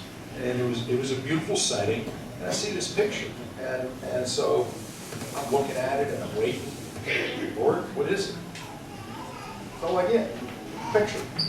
So after a couple of minutes, I'm like, the only thing I got is this picture, and I described it to her. He said, does that mean anything to you? She starts crying. tell me what's happening here. She said, I was raped in Mountain Meadow. And I told the story. See, so the Lord showed her that He knew what was happening, what had happened to her, and He wanted to help her. See, but I didn't know that. I didn't. So my point is that you get a group together to pray with you if it's something that you're really concerned about with somebody. Pray with you and see what the Lord can speak through these others who are listening on your behalf. Does that help? Yes. That's the beauty of the body. I'm sorry? Yeah, the beauty of the body. That's the body of Christ at work. All right, our Somehow you know the origin or the trigger actually why you're having the Okay. transference. You had a trauma, you were triggered. So when you see this person, somehow she has that appearance of this person in the past. So Right. like, how do you cope up or share steps on how to cope up with this negative transference? You know, it's like Yeah. it's so easy to get out. So has the initial trauma been adequately dealt with before the Lord? That would be, because if there's still remaining pain and wounding from that, then that's going to keep coming up. But once you feel like that has been adequately addressed and dealt with, then whatever's going on there should begin to diminish. It may not go away immediately. And I mean, another example for me, I got prayer one time for what we call emotional incesting. And that's where my mother emotionally joined in emotional dependency with me. I was like a surrogate husband for her because she had a bad marriage. And so she did it. I was unaware of it altogether. And I went forward for prayer in a conference, and they were praying for that subject. A gentleman came up to me. All he did was put his hand on my stomach right here and say, "Come, Lord Jesus." And I took us both to the floor, screaming bloody murder. And I had no idea what was going on. And so it was so much. Matter of fact, I had black eyes for 3 days because I blew the blood vessels in my eyes. The rage was coming out. So I realized what was going on. I called my mom that night. I'm like, "Mom, did you do this thing to me like this?" And she goes, "Oh gosh, yes, I did. I'm so sorry." She knew it. Mom was on her own healing journey. She was the one that got me involved. So Mom was honest. She goes, "Yeah, I did. And I'm really sorry." And she goes, "But how are you feeling?" And I said, "Well, I don't really know yet." I said, I spent 40 minutes on the floor, and I'm still trying to kind of recuperate from it all. But anyway, so I say that. Now, for months after that, when I would go to my mother's house and I would pull up in front of the house, it's like I would see this wave it was in my spirit. It wasn't a physical thing, but it was in my spirit. I would see this wave, literally like a wave of mother just coming out of the house. And I had to deal with that. That's not true. It's no longer accurate. And so I just had to say, you know what? I had prayer for this. I'm going to press into this. My mother does not do this any longer, and I will not allow it to control my life. And I pressed in and went in and visited with Mom. We went to church in the same church, and for a while after that, I'd see her walking across the room, and I'd see this wave. I mean, literally, like right off her forehead, going in front of her. And again, it was just all the residual there. It wasn't anything, it had been dealt with in that prayer session that I had. But I still had to allow my emotions and all the residue of it to begin to just kind of wash out. And I still had to press in and walk out my stuff. Is that helpful? Yeah.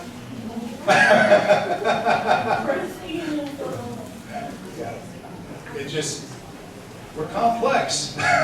We are complex beings. And there's not quick and simple answers. But again, me with my mom is a little different than you with a person that may or may not be, in relation, that you have to be in a relationship with. So I would just say, nothing says you have to be a friend. But if it's bothering you that you still feel this, then I would address that before the Lord and get some folks around me and really pray into that and go after it. Okay? Our last question from them. When I was still studying for counseling, we were taught that it's actually a way you should actually encourage what you call this interference.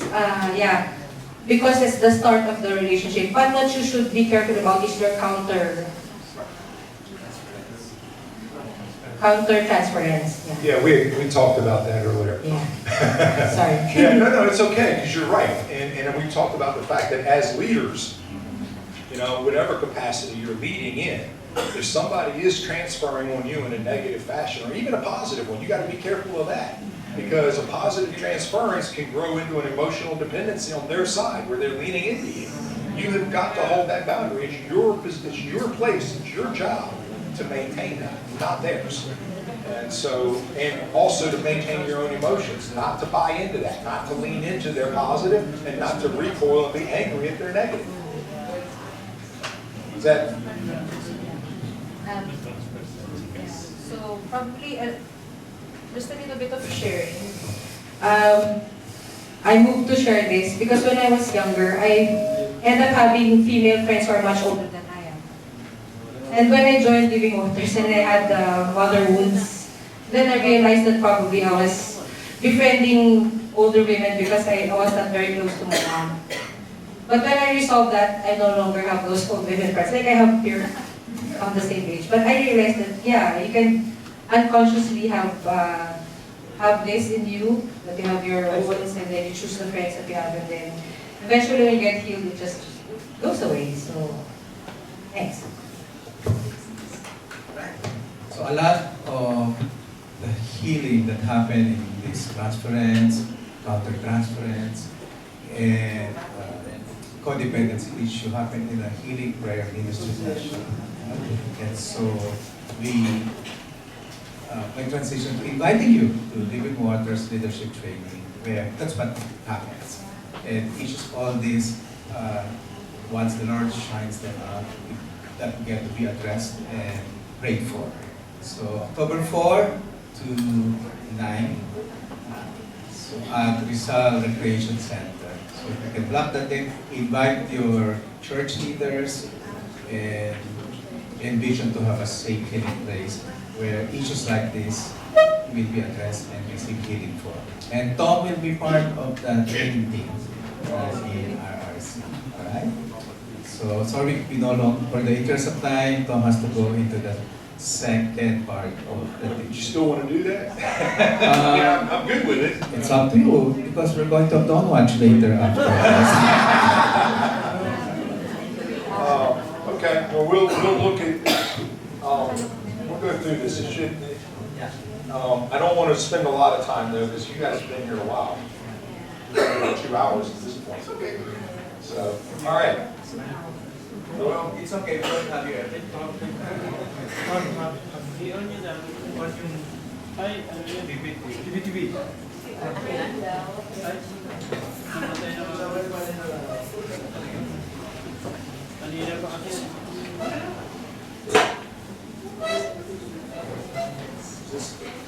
it's not coming up. Ah, there we go.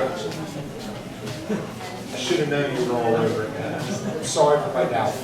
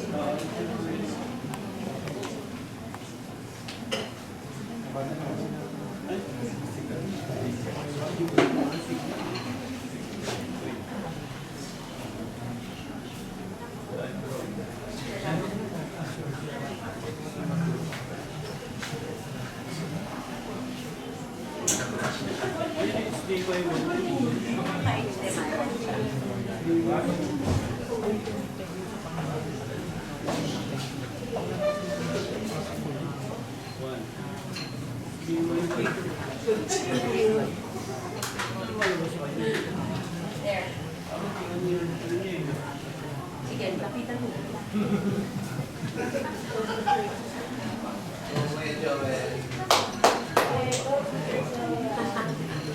No, Joey.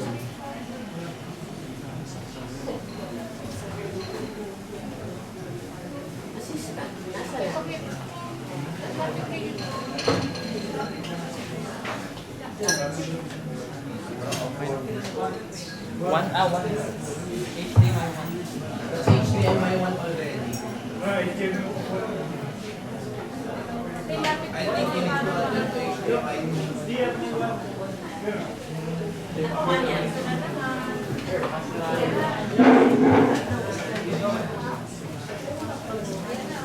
All right.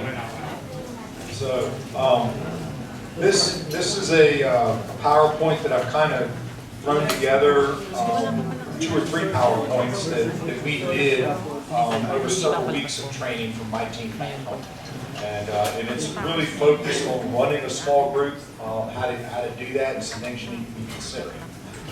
So we won't do this thing. So, you know, this is real quick, but you got your separate little good things here, which represents each one of us.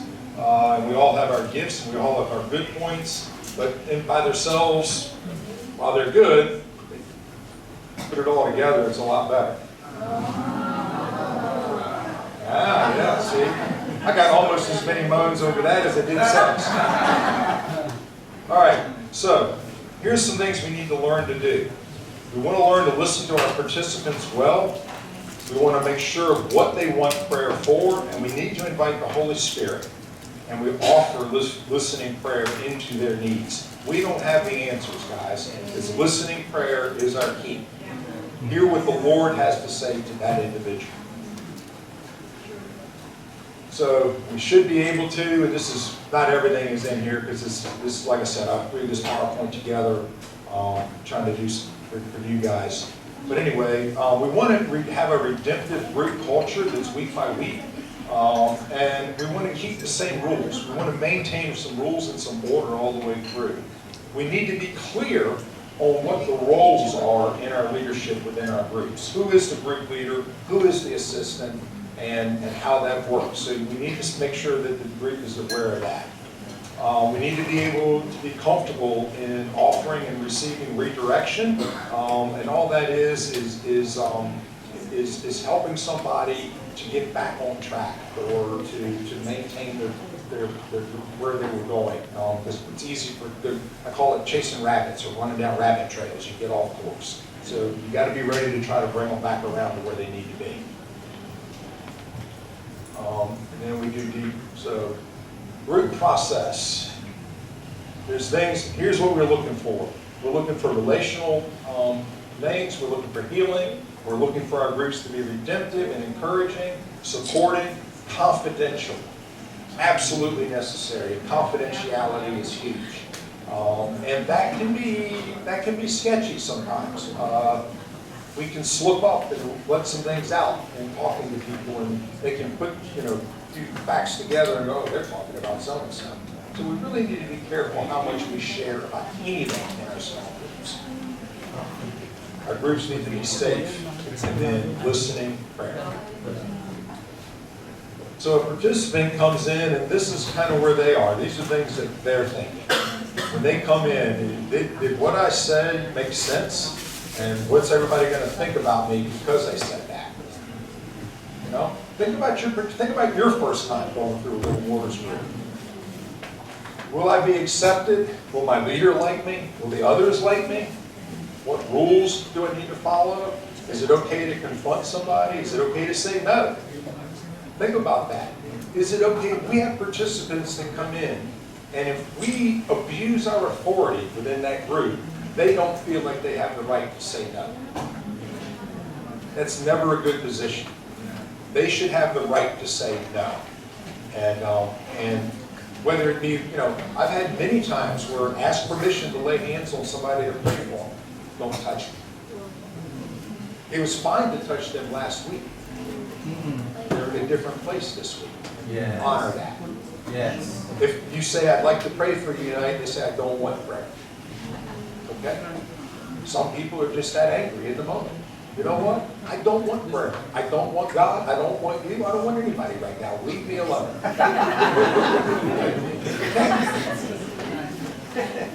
I was just there a few months ago in another situation where it was a whole leadership thing, and I was ticked off. And somebody came and offered, hey man, we're working to fix this. It's not right. Blah, blah, blah. And they said, well, why don't I pray for you? I said, no. I don't want your prayer. Right now, I just want to be bad and be left alone in it. I'll let you know when that changes. And, a couple hours later, I was good to go. But I had to go wrestle with God. I needed my time to wrestle with God. I didn't need another person interfering with it at the moment. Give them the space.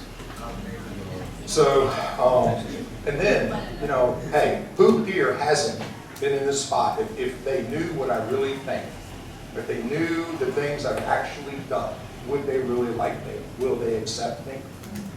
Who doesn't come in with that fear? Who doesn't still have it to this day at a certain level? Here's the questions, the underlying question of each one of those. I'm understood, valued, do I belong? What I experience matters, and I can be known and loved. See, you'll notice that this is a trajectory. This is a path. So you start out being understood and valued, then you realize you belong, and then you realize that what your experiences are actually matter. And then I can be known and still loved. Our goal in Living Waters is to become and to replicate a safe place where other people encounter God. Say, we want to set this up. We want to do it in a way that others can take it and go do it themselves.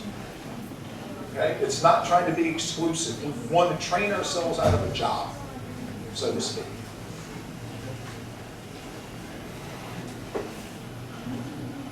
We do this through listening and listening prayer. Listening, folks, to people. That is so key here. We got to be relational. When people are sharing, we can demonstrate to them that we're listening just by the way we look. See, look them in the eye. If you I have a bad habit. I say it's a bad habit, but it's me looking to the Lord. So somebody might be sharing, and I'll hear them getting into something deep, and I'm like, ooh, okay, Lord, I really need your help right now. This is going to get good. This is going to get difficult. And a lot of times I just look up, because in my mind I'm positioning myself here, in my heart and my mind. They can think I've just skipped out on them. See, because I lost contact, I looked away. In their minds, they just shared something that could have turned in. So I have to make sure I tell people that. I do that. I say, listen, this is a habit I have. Just because I look up, it means I'm praying and I'm looking to God for answers. I'm not ignoring you. I'm not looking away from you. Because that's what they think and feel pretty. So we need to provide expectations, and we need to model the behaviors that we want to see. Just like we've been talking about all night. You model things, other people begin to pick it up. And when you do these things and do it right, there's a safety that's involved in it. Boundaries make us feel safe. See, they're a protective layer about us. And when we maintain them, it's right. So we encourage, there's certain behaviors we want to encourage. So to protect our group, where people can do business with a real God. So here's the things we need to do. We need to ask them to, we do it, they do it. We attend regularly and we come ready to do business. We listen well when others have the floor, and we use I statements. I always tell people in my small groups, my participants, I want you to take ownership. Speak in the first person. I did this. I felt this. Not, well, you can kind of get on the computer and maybe you'll do something you're not supposed to do. What the heck does that mean? I mean, seriously, get specific. You cannot be healed of something you can't say. If you can't clarify it, you're not going to be able to walk away from it. So We avoid side conversations and off-topic conversations. I am not here to pray for your Aunt Mary who has cancer. I'm sorry she has cancer, and I'm more than willing to pray for you quickly to just say, Lord, give me wisdom on how to pray for his aunt. But I'm not praying for Aunt Mary. I'm going to pray for you.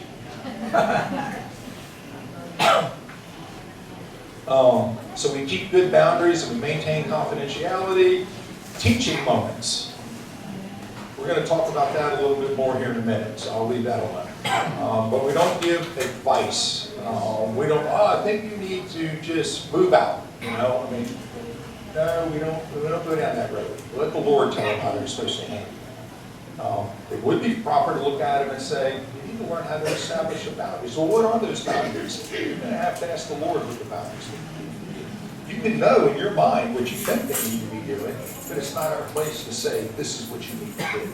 Unless, I mean, it's a different situation if they're in a place where they're being abused or something like that and it comes out. Okay, you need to fix this. You know, but that's not that normal thing for us in these settings. And so we need to listen well and we ask questions and we don't jump to conclusions. Again, we're going to talk a little bit on that. This is a quote by Dietrich Bonhoeffer. The first service we owe to others in the fellowship consists in listening to them. There is a kind of listening with half an ear that presumes to already know what the other person has to say. It is an impatient, inattentive listening that despises the brother and is only waiting for a chance to speak and thus get rid of that other person. Christians have forgotten that the ministry of listening has been committed to them by Him who is Himself the great listener and whose word they should share. We should listen with the ears of God that we may speak the word of God. Amen. That's it in a nutshell. If we do this well, people get well. Here's a little quick video. It's just, there's all this pressure, you know? And sometimes it feels like it's right up on me. And I can just feel it, like literally feel it in my head. And it's relentless. And I don't know if it's going to stop. I mean, that's the thing that scares me most, is that I don't know if it's ever going to stop. Yeah. You do have a nail in your head. It's not about the nail. Are you sure? Because, I mean, I'll bet if we got that out of there. Stop trying to fix it. No, I'm not trying to fix it. I'm just pointing out that maybe the nail is causing. You always do this. You always try to fix things when what I really need is for you to just listen. See, I don't think that is what you need. I think what you need is to get the nail. See, you're not even listening now. Okay, fine. I will listen. Fine. It's just, sometimes it's like, there's this achy, I don't know what it is. And all my sweaters are snagged. Wait, all of them. That sounds really hard.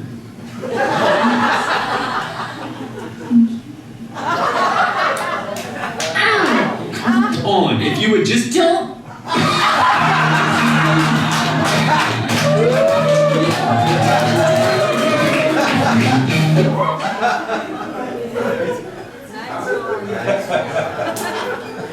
So, sometimes it can be very clear what we need to try to do, but they are not ready to hear it.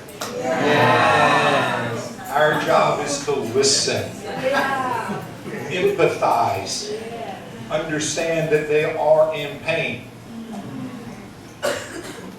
It's funny, but it's the reality of what we need to do sometimes. So we follow the Holy Spirit. Did the Lord tell him to tell her about the nail?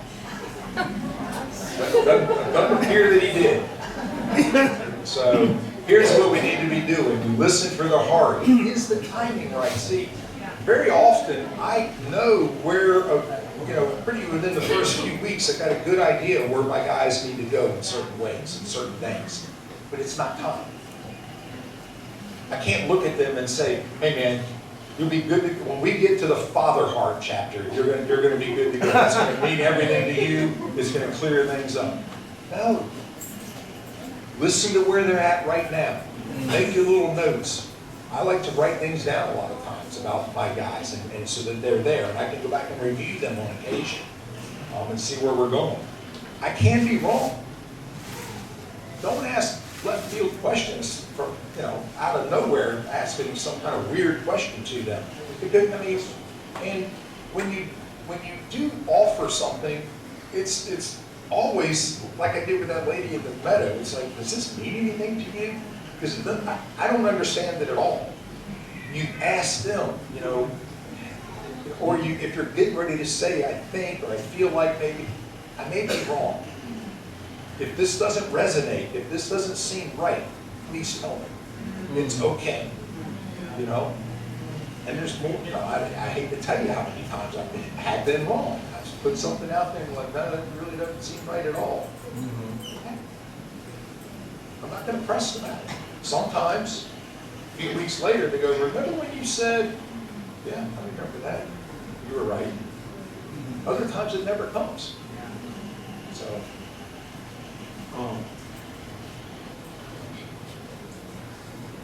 So again, our goal is to become safe and to be able to replicate what we do. We do with listening, prayer, expectations, behaviors. Managing our group time, we have to be aware of that, guys.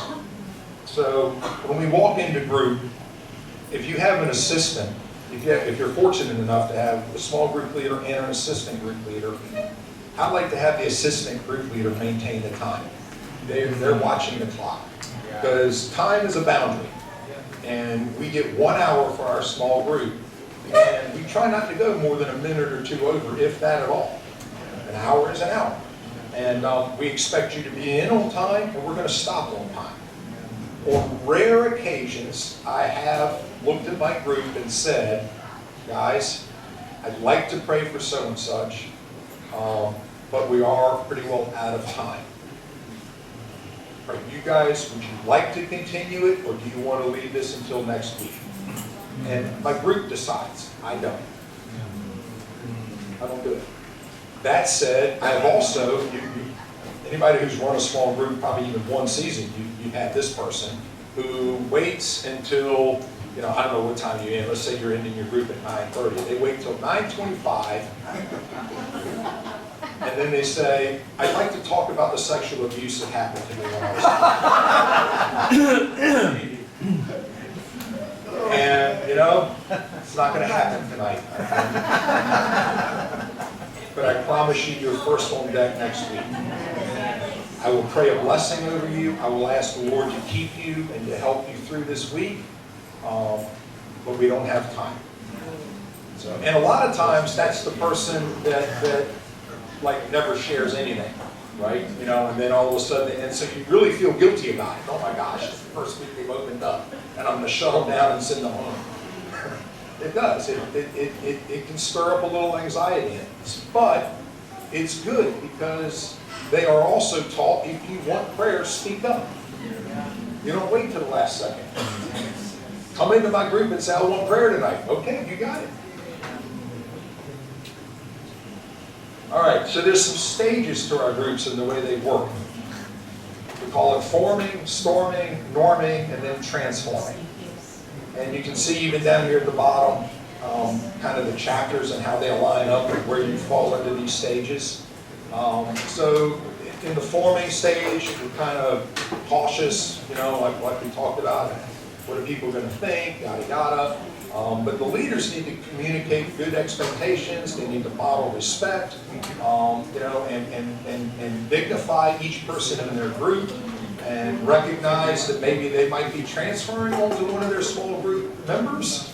So if there's a guy in your group, a gal in your group that, you know what, if you look at him and you're like, I just don't like this person, well, guess what? You've got him for 20 weeks. And you need to love them.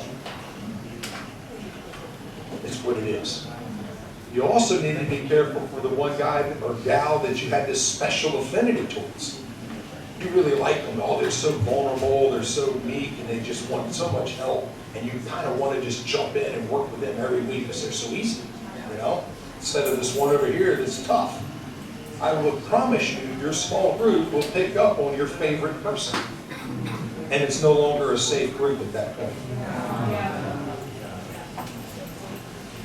So in the storming, they're jockeying for position, they're testing your boundaries, you know, and you know, you got to acknowledge these things, you got to work through it. You can't shame people. You praise things when they do it well, and you celebrate the small things, even a little one. Wow, you know, you have week 3. Oh, this is the first week you said anything. I'm really glad to hear you talk, man. I'm really glad that you're speaking up tonight. Bless you. That was very courageous of you to go ahead and share. Give them some positive feedback. Remember, they're scared. They need to know it's okay. So you start to offer a little bit of assistance and take accountability, initiating the priestly behaviors, which is just basically that covering and that protective place, and keeping it safe. You start involving your members into prayer. That's always a tricky one right there. Is when do you begin to let your members, your participants pray over things? And it's really hard if you've got one person who is like, just got no clue how to pray. Because you can't look at him and go, everybody can pray except this guy.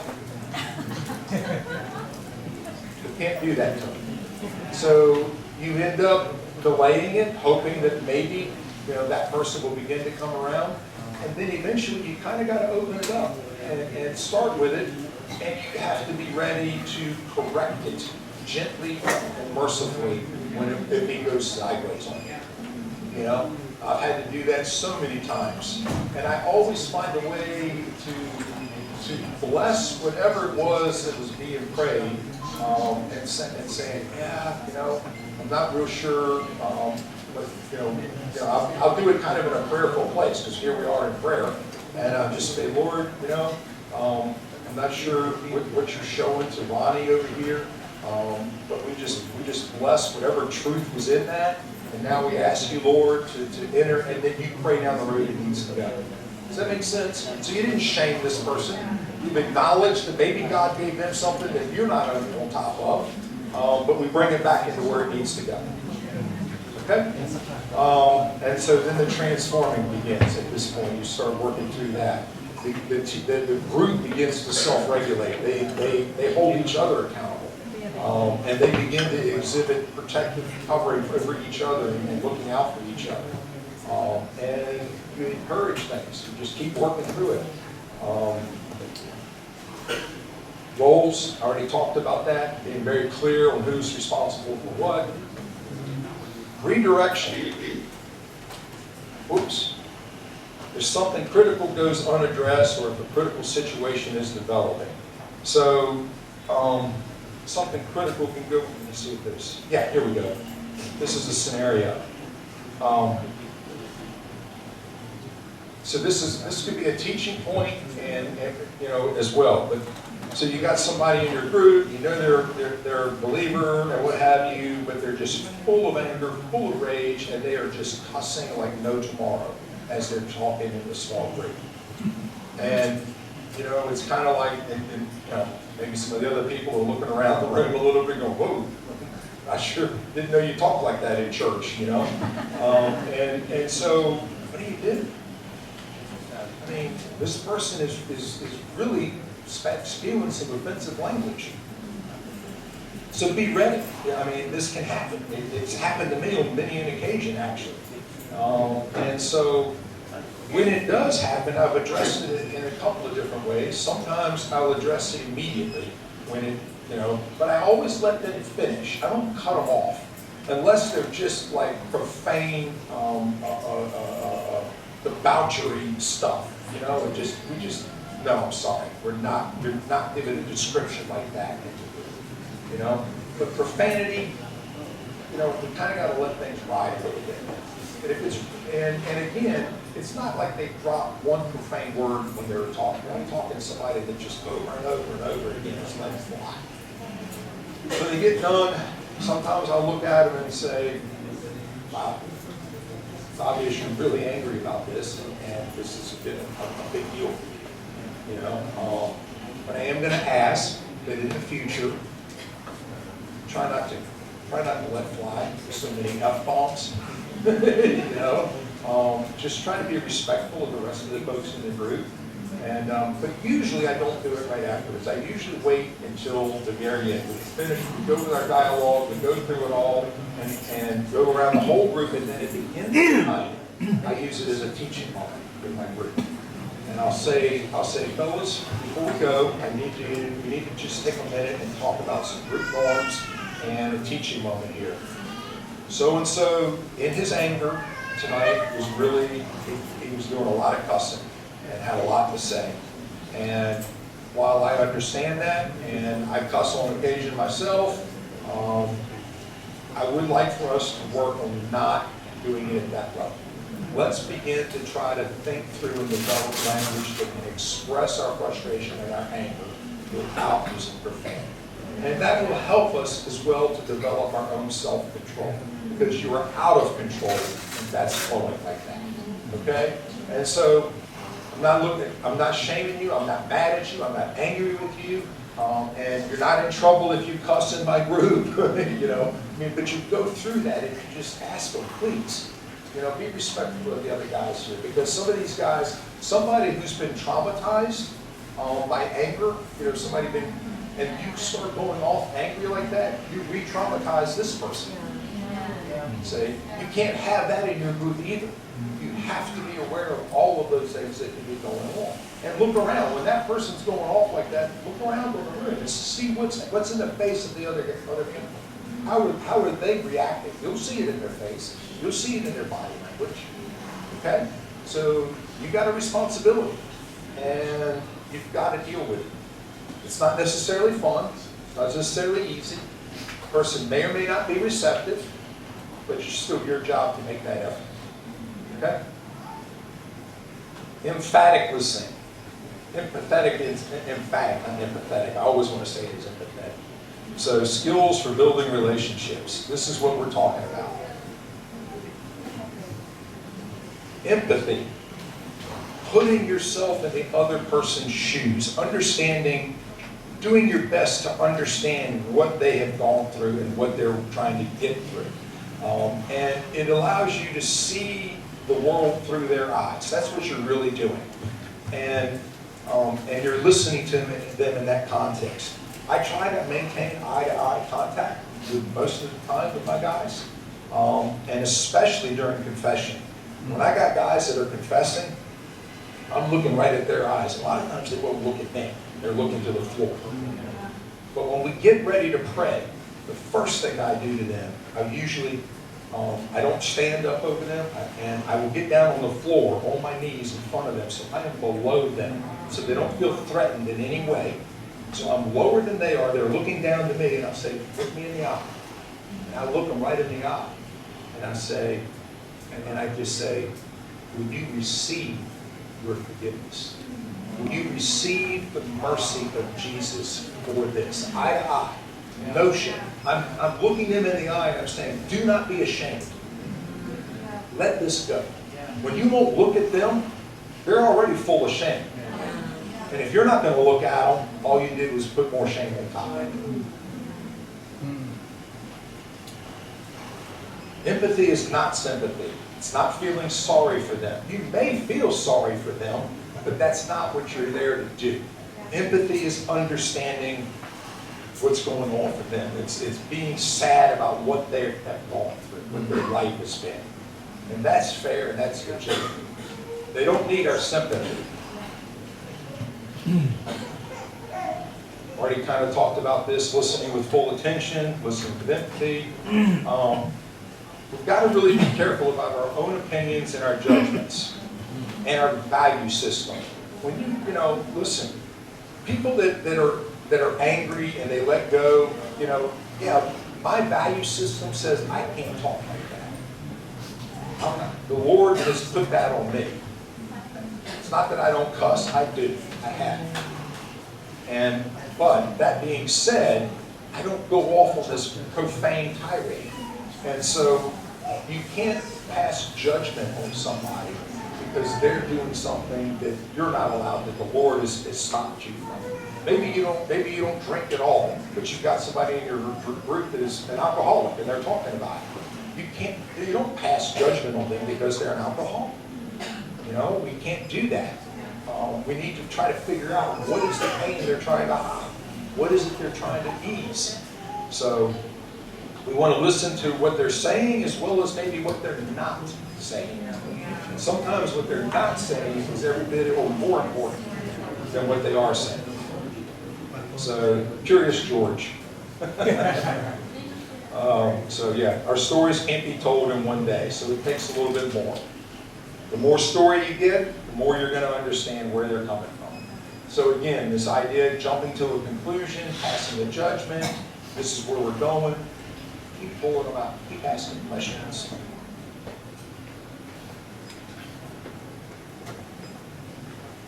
Nonverbal. I was talking about that a minute ago. Their body behavior, their eye behavior, facial expression, vocal. So look, I like this list over here, watching the whole body. Look at their eyes. With you, you're looking at their eyes, you're listening with both of you, you're quiet. You know the old saying, he gave us 2 ears and 1 mouth, so we can listen twice as much as we talk. Hands, keep your hands down and easy, relax. Your body, everything, all of this translates to them that it's safe. Encouraging words. This is just a verbal way of kind of letting them know that you're tracking, you're listening, you're paying attention. You know, yeah, okay, I got you. I mean, it doesn't take much. You don't have to interrupt them, you know, a lot of times. So, little key words there that you can do. Restatement. So, when somebody shares, you heard me do it a couple of times tonight. You know, I want to make sure I heard you right, and I repeat. So, you do the same thing with them. Ask them. You paraphrase it, you know. They might have talked for 10 minutes, and then you've got to say it in 3 sentences. This is what I think I heard you say. Am I right? And then you go.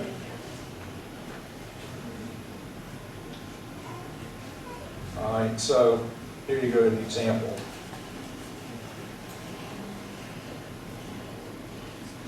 He's talking about, I think it was, a trip that he didn't get to go on. It was really a big disappointment. I won't be doing a trip like that again, blah, blah, blah, blah. So you come back with, wow, it sounds like it was a huge pain in the neck and it didn't really go that well. It was really disappointing, wasn't it? You know, so you're just verifying, you're restating it, and he knows you heard him. You were listening. Increasing levels. I had a terrible day. My dog got hit by a car, and I think he's going to be okay. I saw it happen. You know, I mean, all this, he just comes in and just unloads. So when you come back, is, wow, you had a bad day, your dog got hit, and it really made your day a mess. See? But you just let him know you heard everything he said, and you just said it back to him in a quick few words. Incongruence. It's just a big word that basically says, you know, hey, last week you said that you can't stand your brother. This week you're telling me he's your best friend. Say, what's going on? Help me understand. So there you go. I heard you say that your brother is your closest friend. I said it the opposite that they're saying, but anyway. You said you want to, whatever, but at the same time I'm hearing you're not willing to. I've been depressed, point that I'm suicidal, but I don't think I have very many problems. I'm really okay. So, you know, you do. You will have people that will just spew out a pretty bad story, you know, a really pretty painful event. And then look at you and go, but you know, a lot of people have it worse than I do. I really got no reason to complain. They want to be dismissive of what they, you know. And that's when I look at them and say, actually, no. No, what you can share is a pretty big deal. You may not think so right now, but you felt like it was a big deal enough to start talking about it. Can we look at it some more? Are you okay with that? Right? Again, this is Bonhoeffer's thing. So that was very quick, and what have you. I didn't have, again, this was just throwing together a pretty quick PowerPoint for you guys. But to sum it up, we're here to listen. We're here to listen to them. And once we listen to them, we listen horizontally, and I like to say it this way. I'm listening to my participant, and at the same time, I'm sending telegrams to God. See? And I'm just sitting there listening. Lord, what do we need to do? How should I pray? Okay, you know. And over time, I mean, I've been doing it for 32 years, so there's not a lot of things, and I still do get caught off guard and shocked by things, but there's not a lot of things I haven't heard at this point. But that doesn't mean anything. There's always, again, you hear new things here and there. And so we need to still keep listening. You know, like I said, a lot of times I'm like, wow, this person's a real I remember one time there was a guy, I mean, I knew like week 1 or 2, he was one of the most narcissistic people I'd ever met in my life. And I mean, it was like almost disgusting. It was so bad. And so I couldn't wait for the narcissism chapter. Never mentioned it to him, never said a word about it, you know. That night came, great teaching on it, blah, blah, blah. We get in a small group, going around the room. What did you think of tonight's teaching? How about you? How about you? Get to him. And he's like, didn't apply to me at all.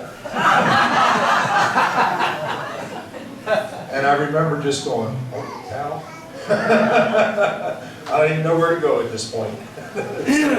But then he came back through the next year. Narcissism chapter was huge for him. He got it. You know, his big deal that first year was his father. Everything was about his father. Every single chapter somehow looped around to his father. And narcissism was a complete blank. But he got it the following year. And he wasn't dealing with father so much the next year. So anyway, listening, just guys, whatever you need to do, try to be relaxed. Don't try to be tense. I mean, I've been told, there was one guy that told me one time in a small group at the end, he said, dude, he said, it's so weird to watch you because it's like you're so relaxed that it's almost like you're not even interested. But at the same time, I know you don't miss a thing. Everything they're saying, you're getting it, you're on it, you're talking to them, you're asking questions. He said, it's just kind of weird to watch because you do that. And he goes, if I'm just watching you, I don't think you're paying attention. I don't think you care. But then you show me that you do. So be chill. Don't get too worked up over things. If you don't have, if the Lord's not giving you a prayer, the Lord's not directing you on how to pray for somebody, it's okay to tell them that. Don't make something up. Don't try to force something on them that in your human energy, you think they need this. Maybe they do, but it's not coming from the Lord yet. Okay? Be aware of that. In your human self, you want to fix them. We do.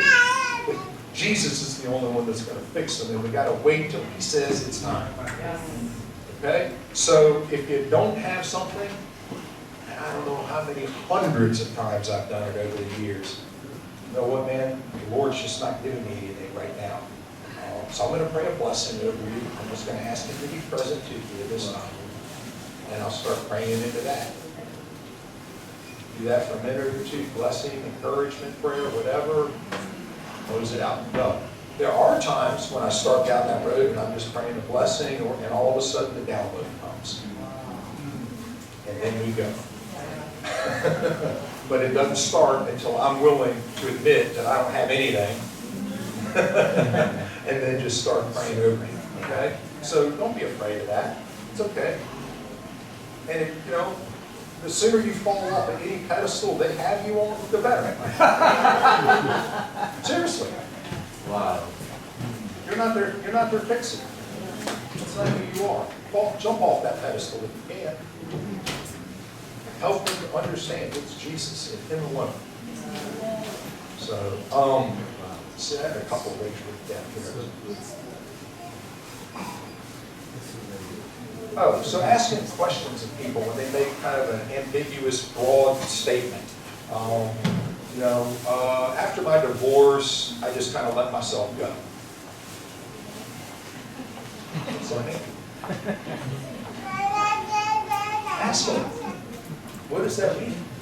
And in this particular situation, this one was a women's group that I was aware of, and this is what the lady kind of said, and the assistant group leader was leading that week. She was letting the other one take it, just do her thing.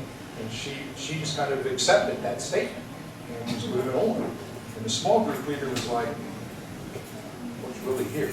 And so once things kind of went around for a little bit, she stopped and she goes, I want to come back to you.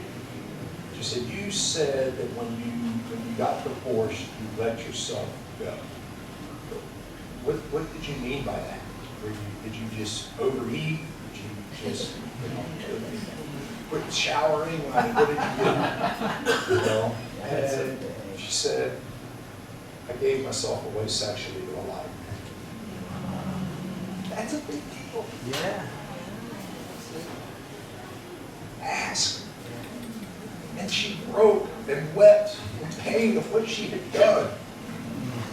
But the assistant group leader missed it, not because she's bad, because she just isn't there yet. She's learning. But that group leader was smart enough to drop back. See? Dig into it a thing. Somebody says, well, I kind of did things that I really shouldn't have done. What does that mean? Unpackage that for me. I treated my wife poorly. I was mean to her. What does that mean? How were you mean? What did you do that was poor? Let's get specific. Did you yell at her? Did you hit her? What was it? I don't hit them with that stuff, but I draw it out. My question in my mind is, what exactly did he do? If we don't know what exactly he did, we can't effectively address it. So sometimes we can walk into a group and we got our plan. We know where we're going. Maybe the teachings, it's confession. It's an easy week, right? We're going to go in, we're all going to do confession and blah, blah, blah. And you and your assistant, you're running a little late getting there for whatever the reason. So you walk into the room and one of the guys is already sharing. He's in tears and he's sharing to all the guys there. And so things are already going on. And you sit down and say, okay, we're going to call the meeting to order now. Let's get going. Who wants to confess first? The group had already started without you. So enter in, find out what's happening. Don't come in with your plan and keep to it. You shut down what had been going on because you had your plan and you were by golly going to do it. The group had already started. This guy, if I remember the story right, somebody had died. And so it wasn't about confession at all. It was just in a lot of pain. Well, that doesn't mean we're going to skip confession for the night, but it does mean let's address this. Let's pray for him. And now we can move on to confession. And if we don't get everybody through confession tonight, we got next week. We'll get it there. Okay?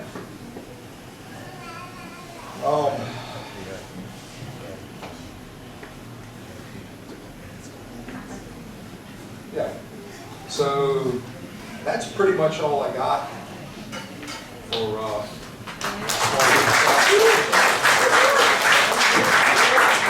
I really hope it's helpful. I mean, small group leadership is something that just nobody really talks about much. And I would honestly, this is such a very, very quick just touch. But I mean, we spent 4-hour sessions going through this stuff, and I just took the PowerPoints and threw them into this thing. we were breaking down, we were doing practical exercises. We did a lot of stuff like that.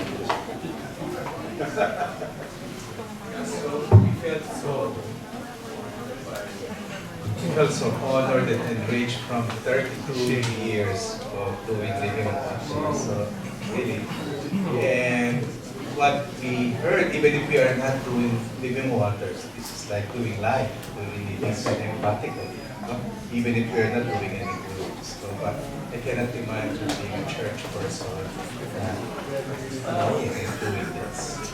And what Tom shared, these are not just concepts. I sense it is an invitation for us to send an invitation to our people to experience the healing power of our Lord Jesus Christ. That's what this is about. And the flip side of that, for that to happen, is we decrease and He gets increase. So we would like to give you a place for that. We don't want this to end time. If at all, this is just the beginning. So we want to invite you to some of the Living Waters coming events to create this more kind of empathic, listening, healing climate in your churches. And we have just 3 quick announcements.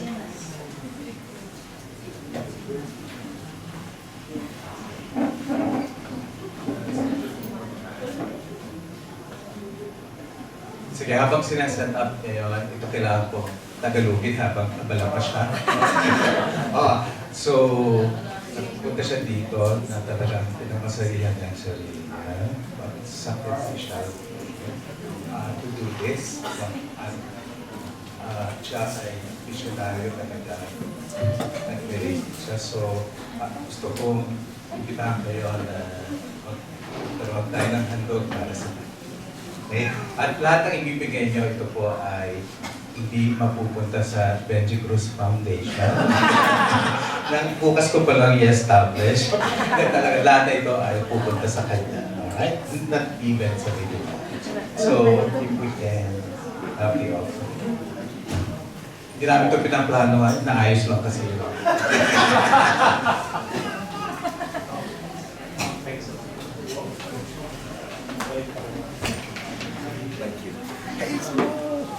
So good to see you.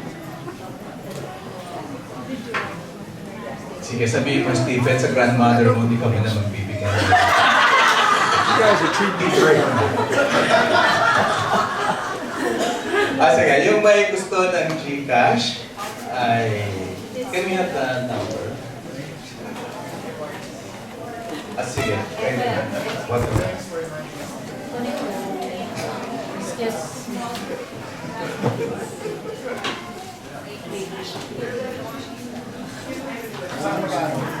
Sige, ibigay namin yung copy ng slides. Basta nag-clear ka sa copy. We have a way of checking. We have CCTV camera. Joke lang. So, ito yung QR code. Yan. Pwede nyo kuhanan.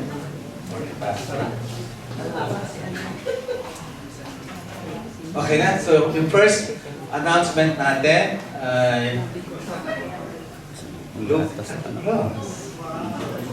yeah, so we're going, yung kinukwento kanina ni Tom, you get to see images, pictures, harness the imagination, growing in the prophetic with prophets coming from Ireland, Germany, and Singapore. July 12, 9 a.m. to 9 p.m. And there will be a what we call revival night. So if you have loved ones who are sick and need word of knowledge, so ito po yun, growing with our prophetic. Alright, so that's Friday. Next time.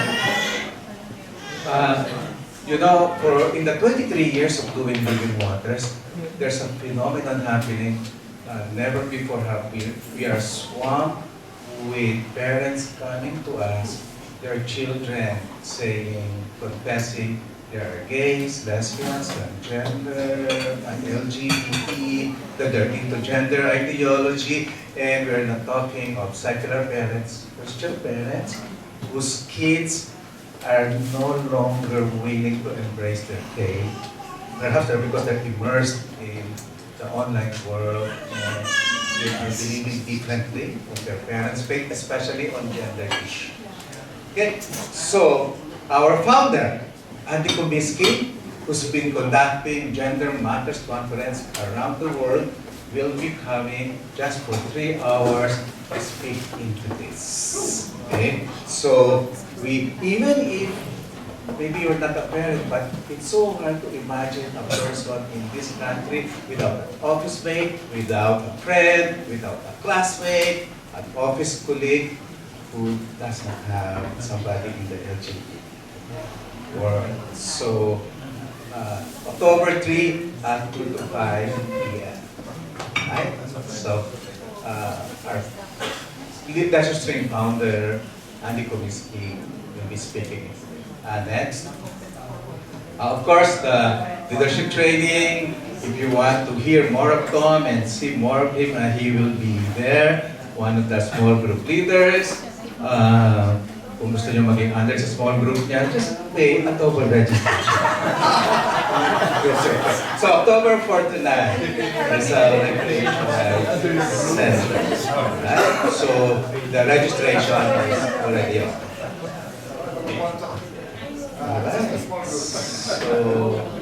So I will request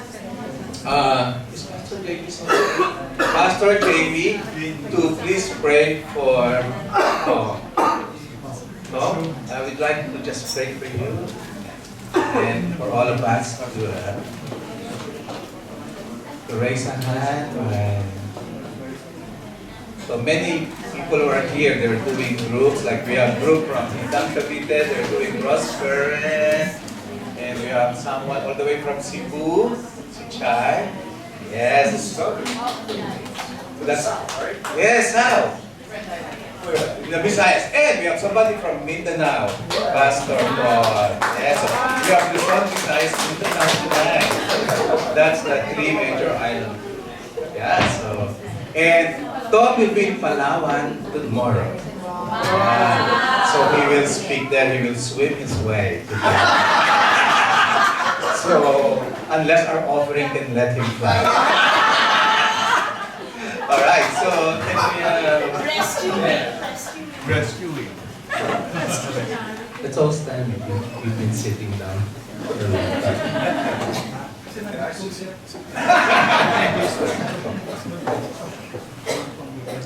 Let's stretch our hands towards palm.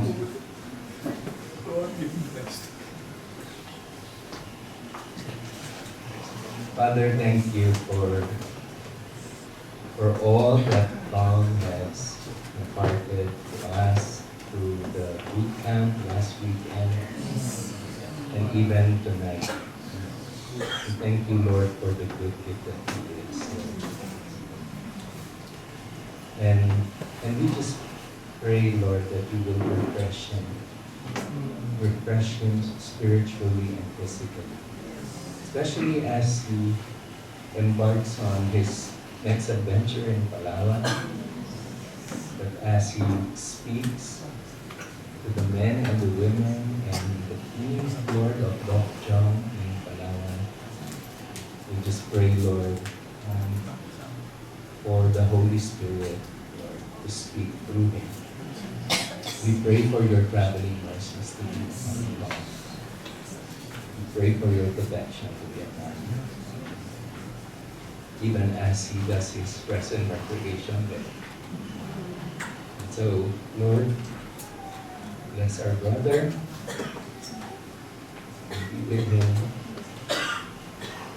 In Jesus' name we pray. Amen.